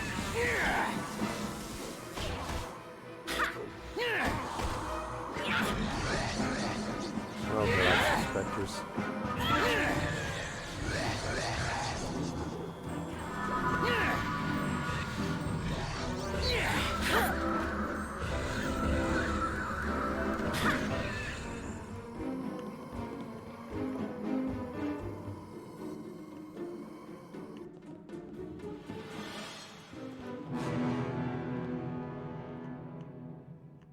Okay.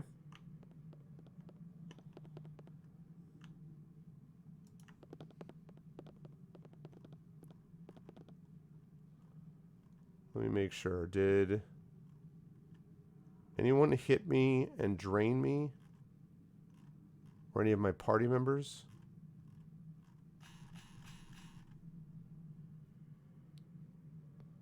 It looks like that was like not... No, I mean, looks okay.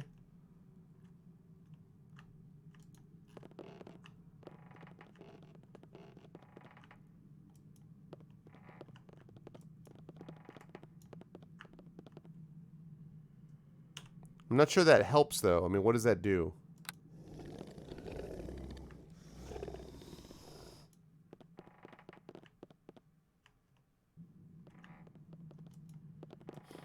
That was it? They just show up and that's all there is to it?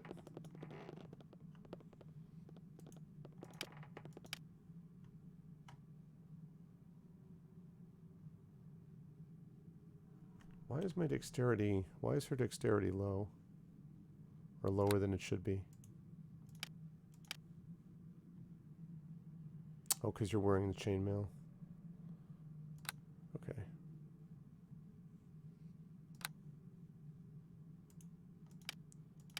And as for you, you're already undead, so...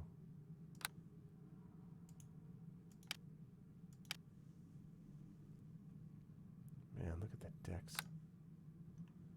Crazy talk. Okay.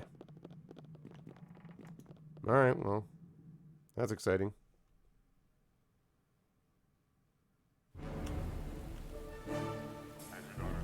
Now let's hit up the inn.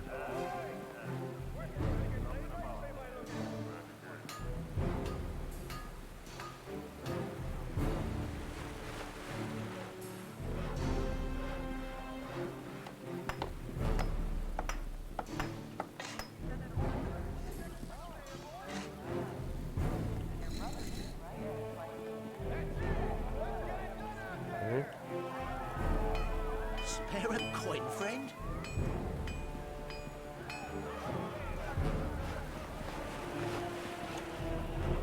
Okay. All right.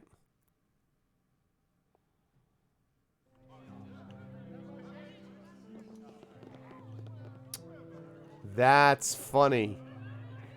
Okay, this is funny, folks. I bet I know what this is. So Huey, right? Hi there.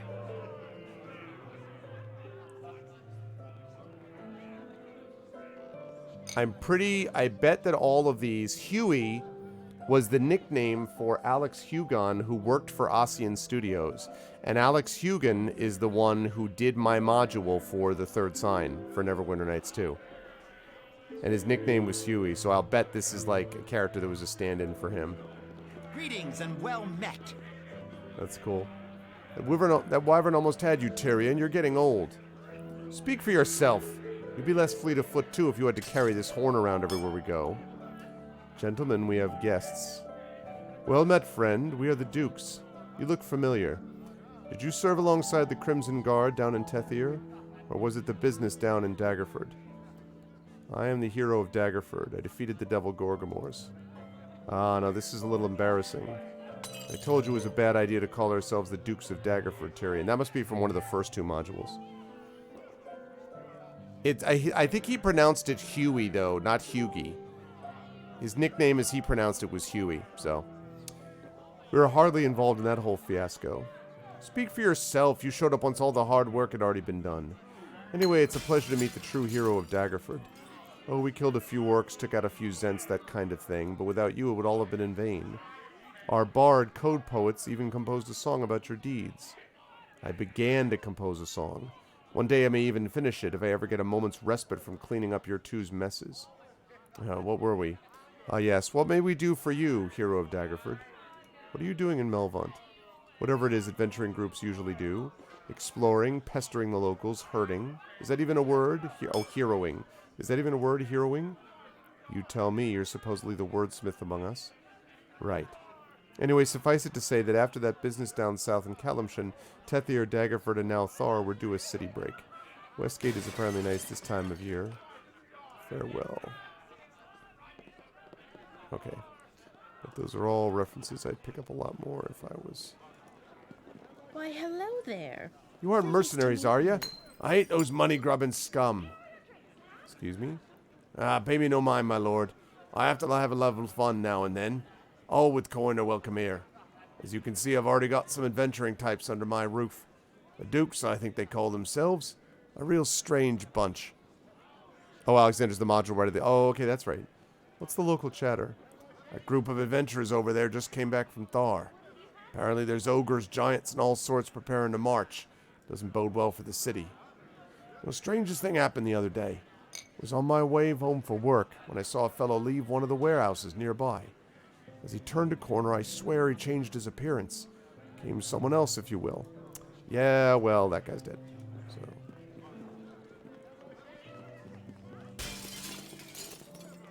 So. This sour-faced man smells strongly of ale. His glassy eyes narrow at you above a hawkish nose as you approach. What do you want? Can a man drink in peace? Admiral Malkador sent me regarding piracy. So you met the Lord of the Waves. Maldonder's got to stick up his arse long enough to steer a ship, but he's not the cruelest of Melvant's rulers. That would be my dear cousin Almuth. There are 3 pirate captains that Maldonder wants dead more than any others. Varus, Burak, and Alandra. Bring me their heads as proof of their debts, and I'll see you generously rewarded. Never mind. Yeah, leave me to my ale.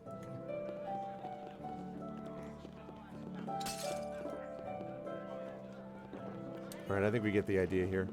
So, right.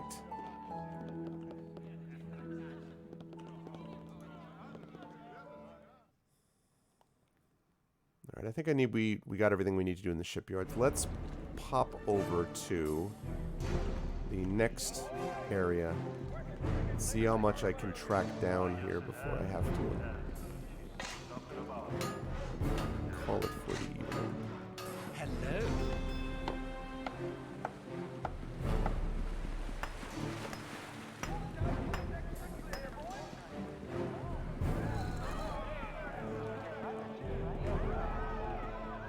I greet you. I greet you. I greet you. Okay.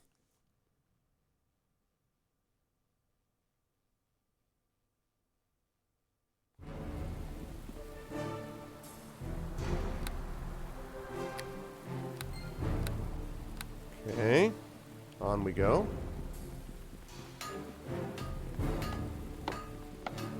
We'll meet our contact first.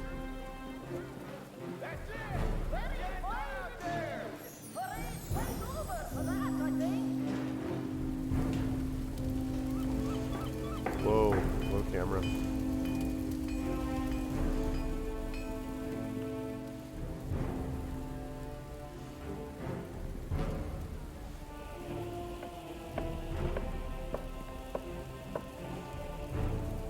Hello.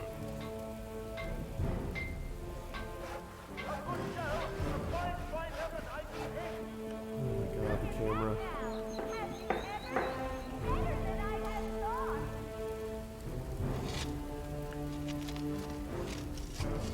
It's the swap shop. Well, where's the...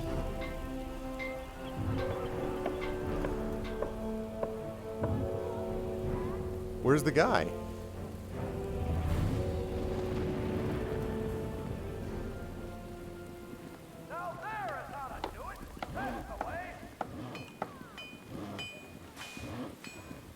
Oh. Out of the way, big guy. Trying to hide that door on me.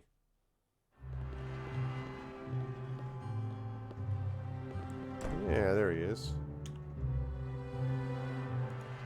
Pleased to see you. Greetings, adventurer.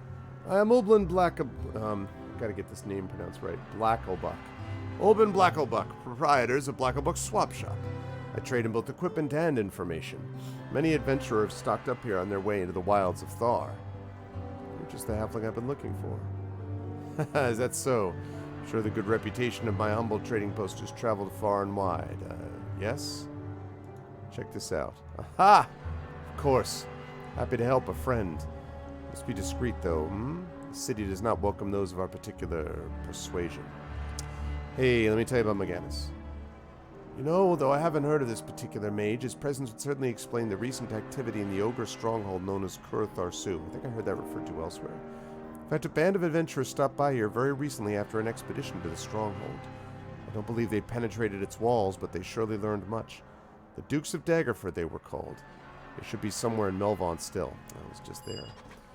This Maganus is in any way connected to events at Kurthar Su, the Dukes may well know.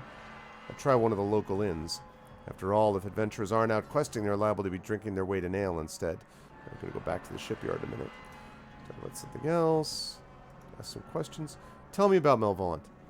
Truth be told, this is a grim city. 1,000 forges fill the air with smoke at all hours, killing the vegetation and sapping the spirit of its citizens. Melvon's manufacture of arms I can countenance, though. Its slave trade, well, that's a different matter. What are the most important locations in the city? The marketplace is the heart of the city, sells nearly anything you can imagine, including, unfortunately, slaves. There are major temples to Gond and Loviatar, the Breakwater Inn and the Floating Fighter of a fierce rivalry.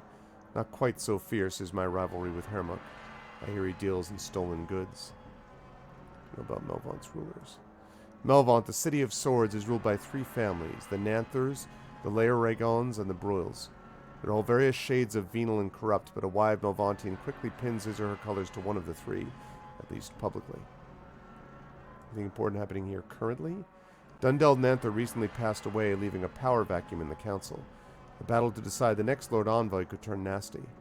Other than that, there's the usual trouble with pirates and monster raids out of Thar.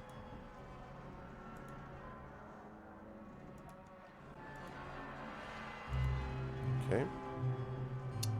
Ooh, a greater robe of eyes. Spell chain. Oh, yeah, okay. Red dragon armor. Plus 5 AC, 20 resistance.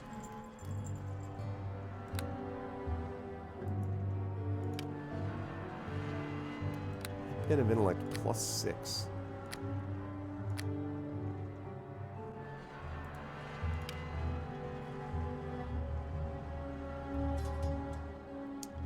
Nice. Immune to magic missile. That's nice.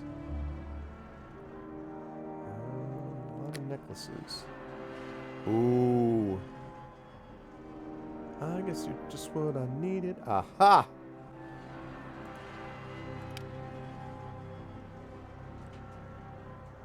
And a lesser iron stone.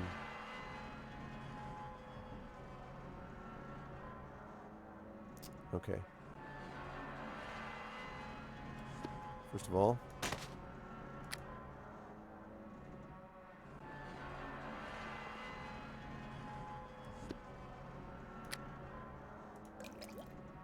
okay, let's see.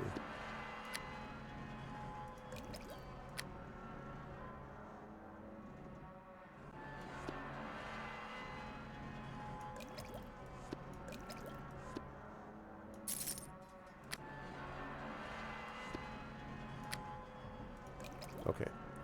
And then,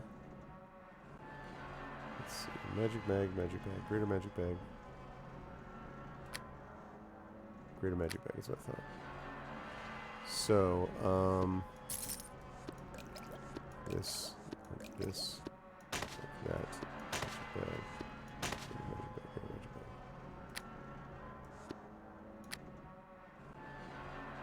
Oh, wait. This goes down like that. Like that. Okay. Mr. Light, you're a fighter for that armor. I know, I know. Well, listen, I've been regretting his loss already, although my party is pretty good combat-wise, but still.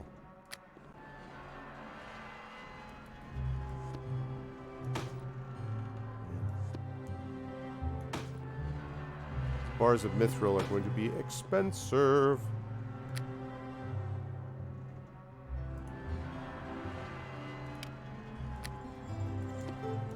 One, 2, 8 more to go.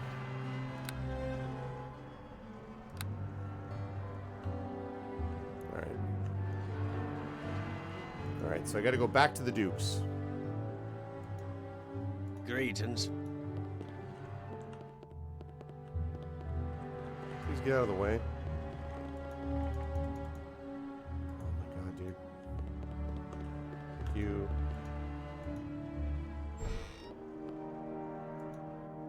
There we go. All right.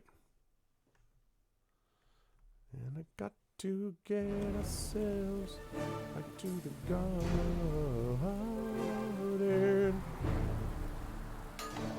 Let's go talk to the Dukes. Shoot.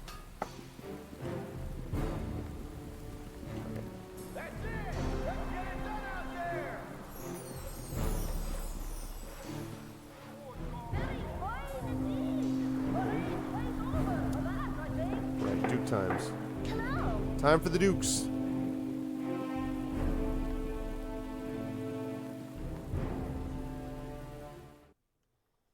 And that will give me some information that I can work with.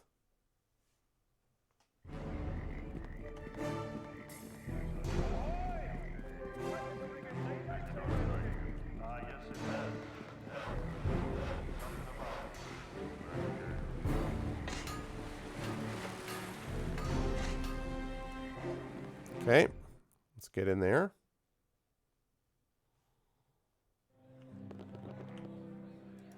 Greetings and well met. Olbin Blackhole told me you just returned from Thar. We have indeed. We made it all the way to the Kurtharsu Citadel before we had to turn back. Thar is an extremely dangerous place. We failed to prepare and paid the price. Looking for an archmage named Maganus. I know of no mage by that name. However, the ogres of Kurtharsu have a mysterious new ally they call the Raven Mage. We glimpsed him once. He has but one eye and wears a long dark coat. It's Maganus. I imagine he's within with the ogre mages. Tell me more of Kurtharsu. The Ogre Citadel is agent. Rumors say it was once the stronghold of the Tharkul, an ogre king who united all the beastmen of Thar, as the ogres once called themselves. We were not able to breach its gates. Giants, wyverns, and worse served the ogre mages within. There's even a rumor that the ancient black dragon Ilurahoth has returned to the area. Ilurahoth, I think. Though fortunately we did not encounter him. What do you mean you failed to prepare? Reaching the scarred lands leading to Kurtharsu requires horses, unless you want to be harassed by humanoids every step of the way. The Citadel Gate is mighty and can only be breached by powerful magic, or perhaps a siege weapon of some kind. Ah, so I've got to get that golem functioning again so that that golem can break down the door for me. Alright. Last, we forgot to buy horses, and by the time we reached the scarred lands, our magic was spent from countless encounters. We had no means of entering the Citadel. And there soon he could join us. I think not. Our time here in the Moonsea is an end. We planned for this moment for 13 years, and it's bittersweet to have fallen short at the end, but such is life. Thank you for the information. Let me mark the scarred lands on your map. From there, you must pass through a noxious marshland before arriving at the gates of Kurtharsu. If you're determined to investigate Kurtharsu, you will need every ally you can get, as well as horses, or it's unlikely you'll make it very far. Thar is a deadly place. Even the hero of Neverwinter would be tested. Whatever happened to the hero of Neverwinter? They seem to fade from history. History is a way of revealing truths if only one looks hard enough. Now, friend, was there anything else you required? Farewell. So, I did that.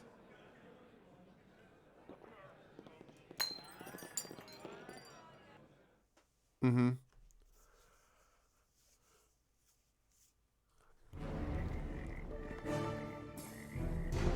What is optional? Oh, doing the golem thing? Well, I'm hoping that actually that'll be... Don't tell me if I'm wrong. I'm hoping that it's the siege weapon.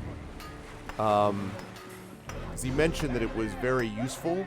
because it had the strength of a normal golem but was human-sized, so basically a lot more portable. I greet you.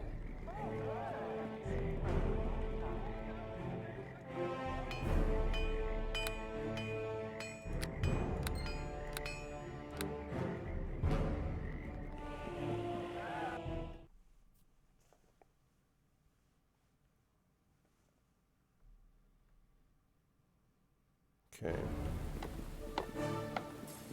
I'm gonna go check out Hermuk's All Goods.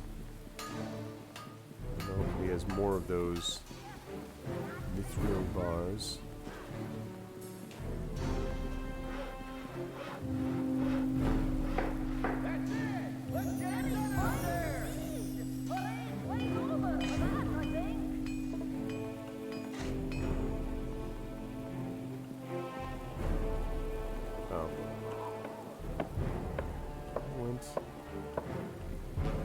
Wrong way. It's up here.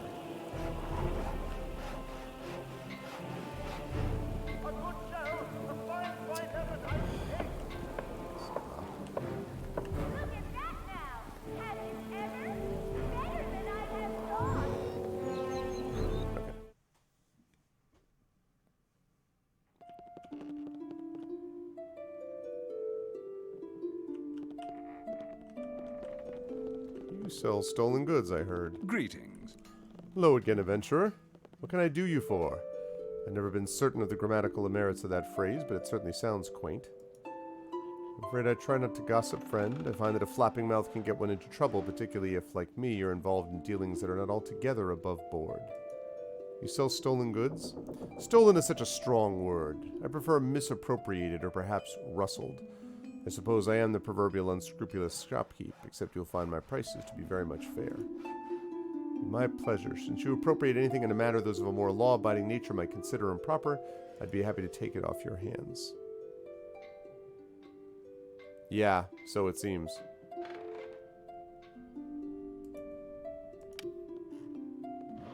Man, pelted dexterity is no joke.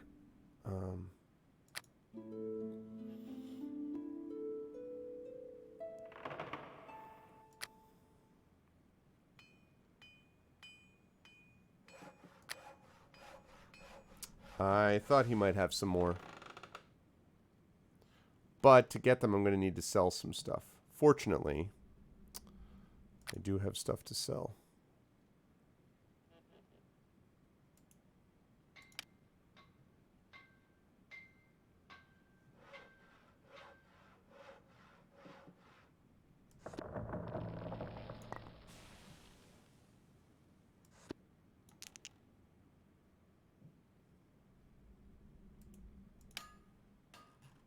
Oh. Okay, so I can just sell this now. That's useful. Did not know that. He has a higher cap. Oh, gold cap, cool. This is Neverwinter 1. This is Neverwinter Nights 1. And it is... sorry, I'm just looking to see what I can sell. Yeah, so it's Neverwinter Nights 1, but it's Tyrants of the Moonsea. So, I already had a Greater Robe of Eyes.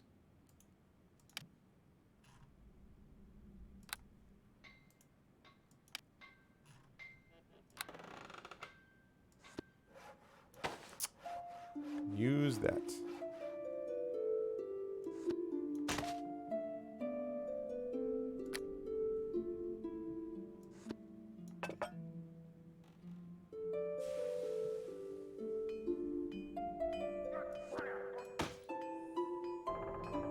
Yeah. Okay. Where was I? I'm buying Bar of Mithril. Bar of Mithril. Okay. Hey, Sparkly, are there just there's not exactly 10, are there? Bars like in the game, like you can only find those 10. I've only got 4.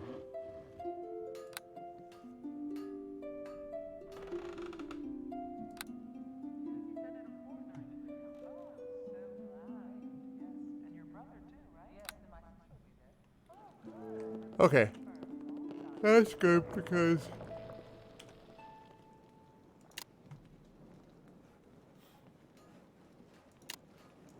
Or mounts assault on Car Kurtharsu.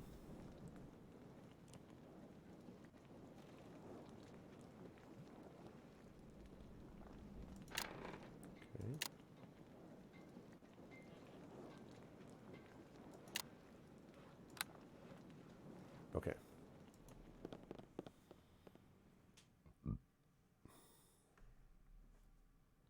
Okay, so...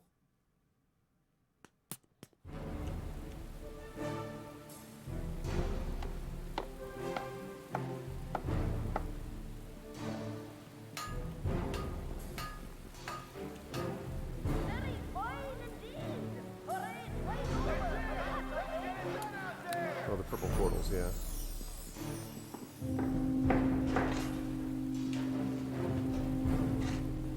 Go to the purple portals.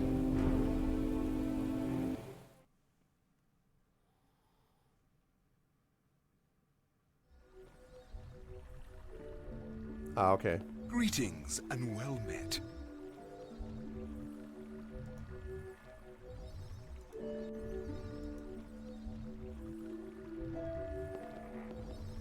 Okay. So...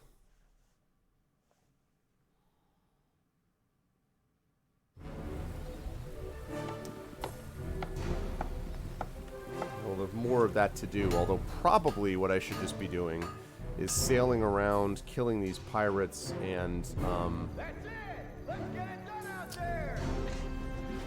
yeah.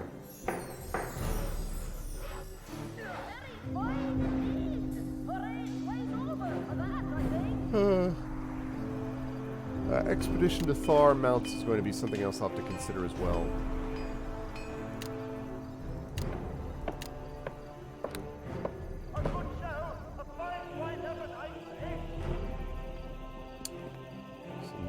Oh, in Gon's temple?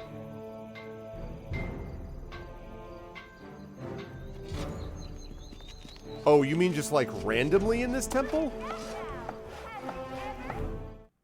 Because I already, like, because he doesn't have any.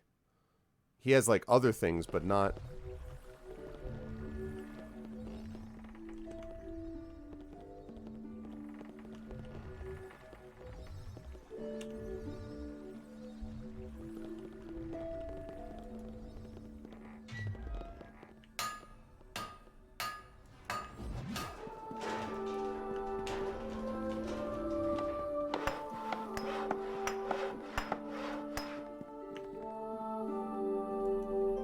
Who are you, named person?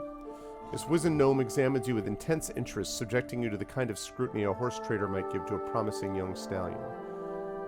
Yes, I think you'll do nicely. According to my mathematics, you are, I would say, somewhat north of 15, perhaps 20. Well up to the task, I should imagine. Who are you? My name is Isaac Glinkle of Lanton. I'm what you might call a math magician. Did you know that everything you see and hear can be explained by mathematics? There's a pattern to reality discernible to those who possess the key. What's the key? Education. Wisdom is only possessed by the learned. The monks of Candlekeep are wrong about many things, but in this matter they're quite correct. What are you talking about? Patterns, dear boy. They're everywhere. The immutable laws of the multiverse enforce them on all things eventually. I note your fine gear, your confident stride. I can say with some accuracy that you're in the very highest percentage of the half-11s. I still don't understand. That's because you live with your head in the clouds, metaphorically speaking. Too much magic rots the brain. The kind of magic I wield, that of mathematics, is accessible to all who apply themselves. The point is this. I require a truly extraordinary individual for a task I suspect will prove extremely dangerous. Fatally so? Perhaps. The rewards, however, are great. I can predict this with near certainty. Allow me to elaborate. The great Cathalo of Lanton spent many years in this temple researching the creation of golems and their application. None, not even less than Murag, were his equal in this field. Alas, he passed away some time ago. Unfortunately, he left his notes where none could reach. You see, such was Ocathio's dedication to his craft that he set up a workshop in Mechanus itself in the Outer Plains. The portal to his workshop can be found in his chambers. However, the High Artificer had this area of the temple closed. Why would he do that? Ilknalo was ultimately slain by his own creations. He made it back to the temple before he died, thankfully, and received a burial befitting one of Gon's greatest servants. Still, his errant golems yet remain in his workshop along with his notes. Their value is incalculable. You want me to retrieve these notes? A simple deduction. I do indeed. You may keep whatever else of value you find in his workshop. Just please return anything you find concerning golem creation. I'll do it. I was 75% certain you would say that. Icthalio's room is in the basement, at the very bottom of the complex. If I recall, his golems were highly resistant to slashing and piercing weapons, so I would suggest you get your bash on. Remember, it is Icthalio's notes concerning the creation of golems that I require. Whatever else his workshop holds is yours to be plundered.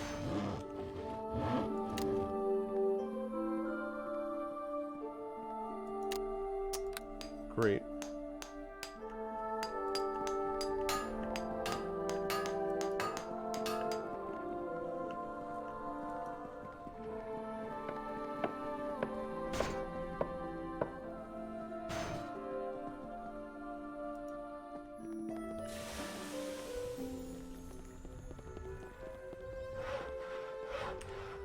Okay.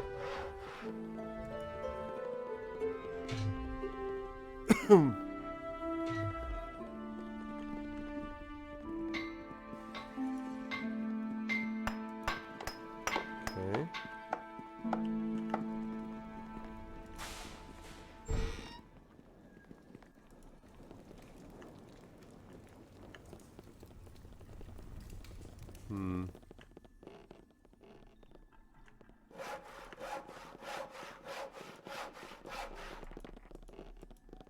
No.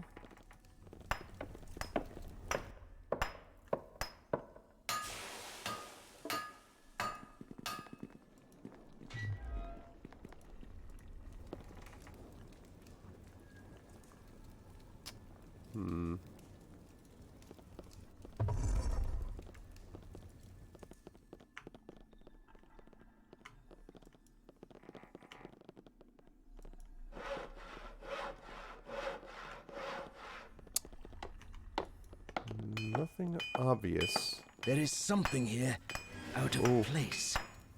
Push the button. Pushing the button causes a small metal lever to slide smoothly out of a narrow slot in the statue.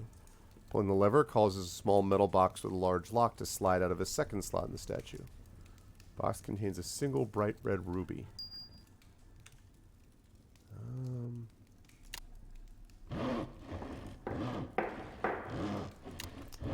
Sapphire.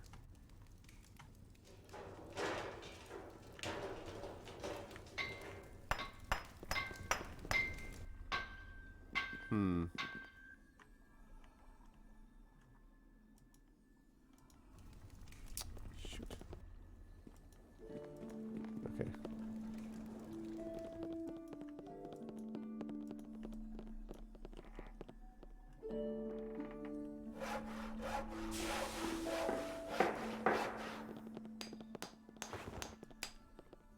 Oops.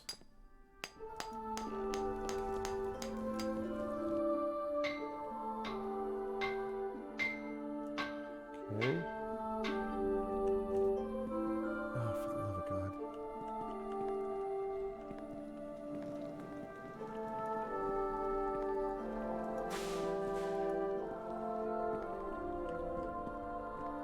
Okay.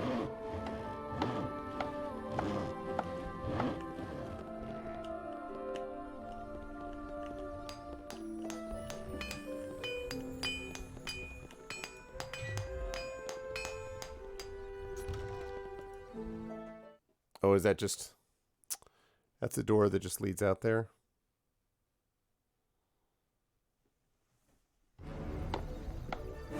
Yeah, it doesn't help. Okay. So... I've got to go to the basement of this thing. And then try to get as much as I can to get that golem functional so that I can get the expedition. I still need to find the mounts. So we've got A lot of stuff that yet has to be done, but... Alright, good night, JLC. But that said, that is good work for tonight, because I also need to get to bed. Because I am tired. Had a busy day today, got a busy day tomorrow, and so I've got to get myself off to bed. This was fun, though. I'm glad that we got a chance to play some of this, and I'm really, really enjoying this game a lot. So I hope you folks are as well. I will be back to all you lovely folks on Saturday. No golem crushing today. No, I will try to do it next session, but I'm kind of falling asleep. It's late, so I gotta get off to bed. But I'm going to be back with you folks with D&D with the Infinity and Beyond crew, Curse of Strahd, Saturday evening. Please note the later start time, around 8 p.m. instead of 7 p.m., because I have a birthday party long overdue that I'm going to be participating in. And then that's the deal with that. Then Tuesday, I'll be back with Adventures of Middle-earth with that session. That'll be 10:30 a.m. And then back over on GOG with Pen and Pixels and playing some more Pathfinder Kingmaker. So that is what we are looking at as well. Again, I hope you enjoyed what you saw and heard. And if so, I hope you will support, as a number of you did today. Please make sure to follow the channel. Check out the YouTube with !ArvTube, Discord with !ArvCord, Twitter with !ArvTweet. All of this on my website, arvanellarun.com. On the financial side, the Patreon, !ArvTrayon, the Arv Shop, !Arv Shop for my merchandise area, which has stuff for both D&D with Infinity and Beyond, Curse of Strahd.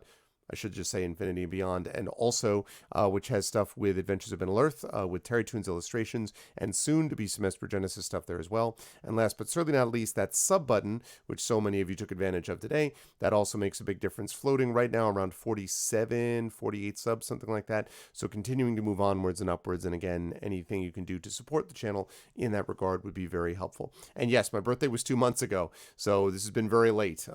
Trying to get everybody together to make it happen was difficult. So anyway, I'll finally get my cake tomorrow, so that'll be good.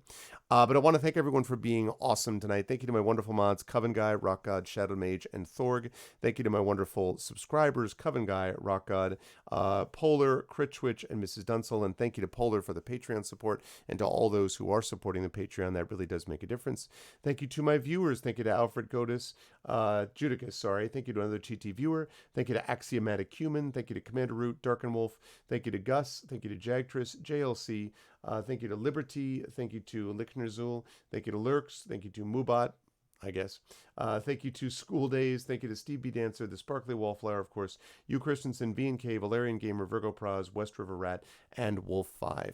Thanks, everyone. Enjoyed this a lot, and I am excited to get back into this game again later this month as we continue to push forward with it. And I'm happy. I think the next session be able to get a lot of Melvaunt done. That means that I might be able to like bang out a session. Every session I might be able to get like one city almost done, which would be cool. So anyway.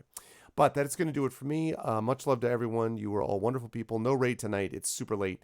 So I'm just going to head off to bed. But I will see you folks Saturday for some awesome D&D with Infinity and Beyond, Curse of Strahd.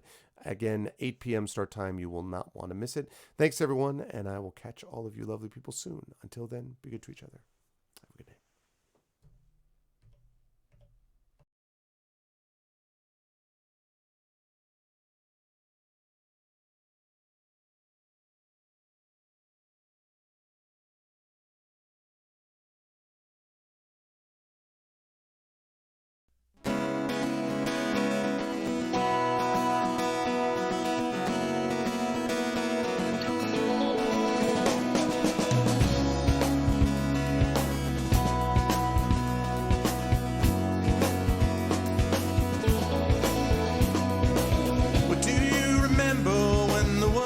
Fresh and new, when it all seemed clear to you, when your aim was straight and true, were your mind untroubled by the questions in the dark, content to play your part, open pathways to your heart, were your life untainted by a host of broken dreams, when all your acts were queens, understood all that it means, could you have understood the way your life was bound, did you ever wonder how you got from there to now?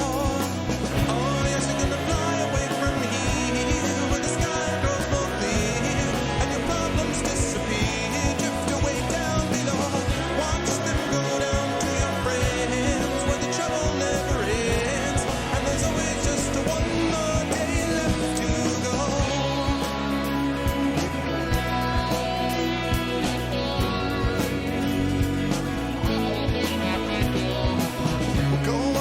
rush now through your pile of broken lies, and you said a fake goodbyes, another cynical disguise. When will they catch you? All those little things you said. Will it turn around instead? Blame the voices in your head. With all your subtle language, try and turn your life around. If your center gets unwound, you do your best to slow things down. And if you feel things that you never felt before, things that shook you to your core, a shattered truth you can ignore. Oh, yes, you're gonna fly away from here when the sky grows more clear and your problems disappear. Drift away down below. Watch them go down to your friends where the trouble never ends.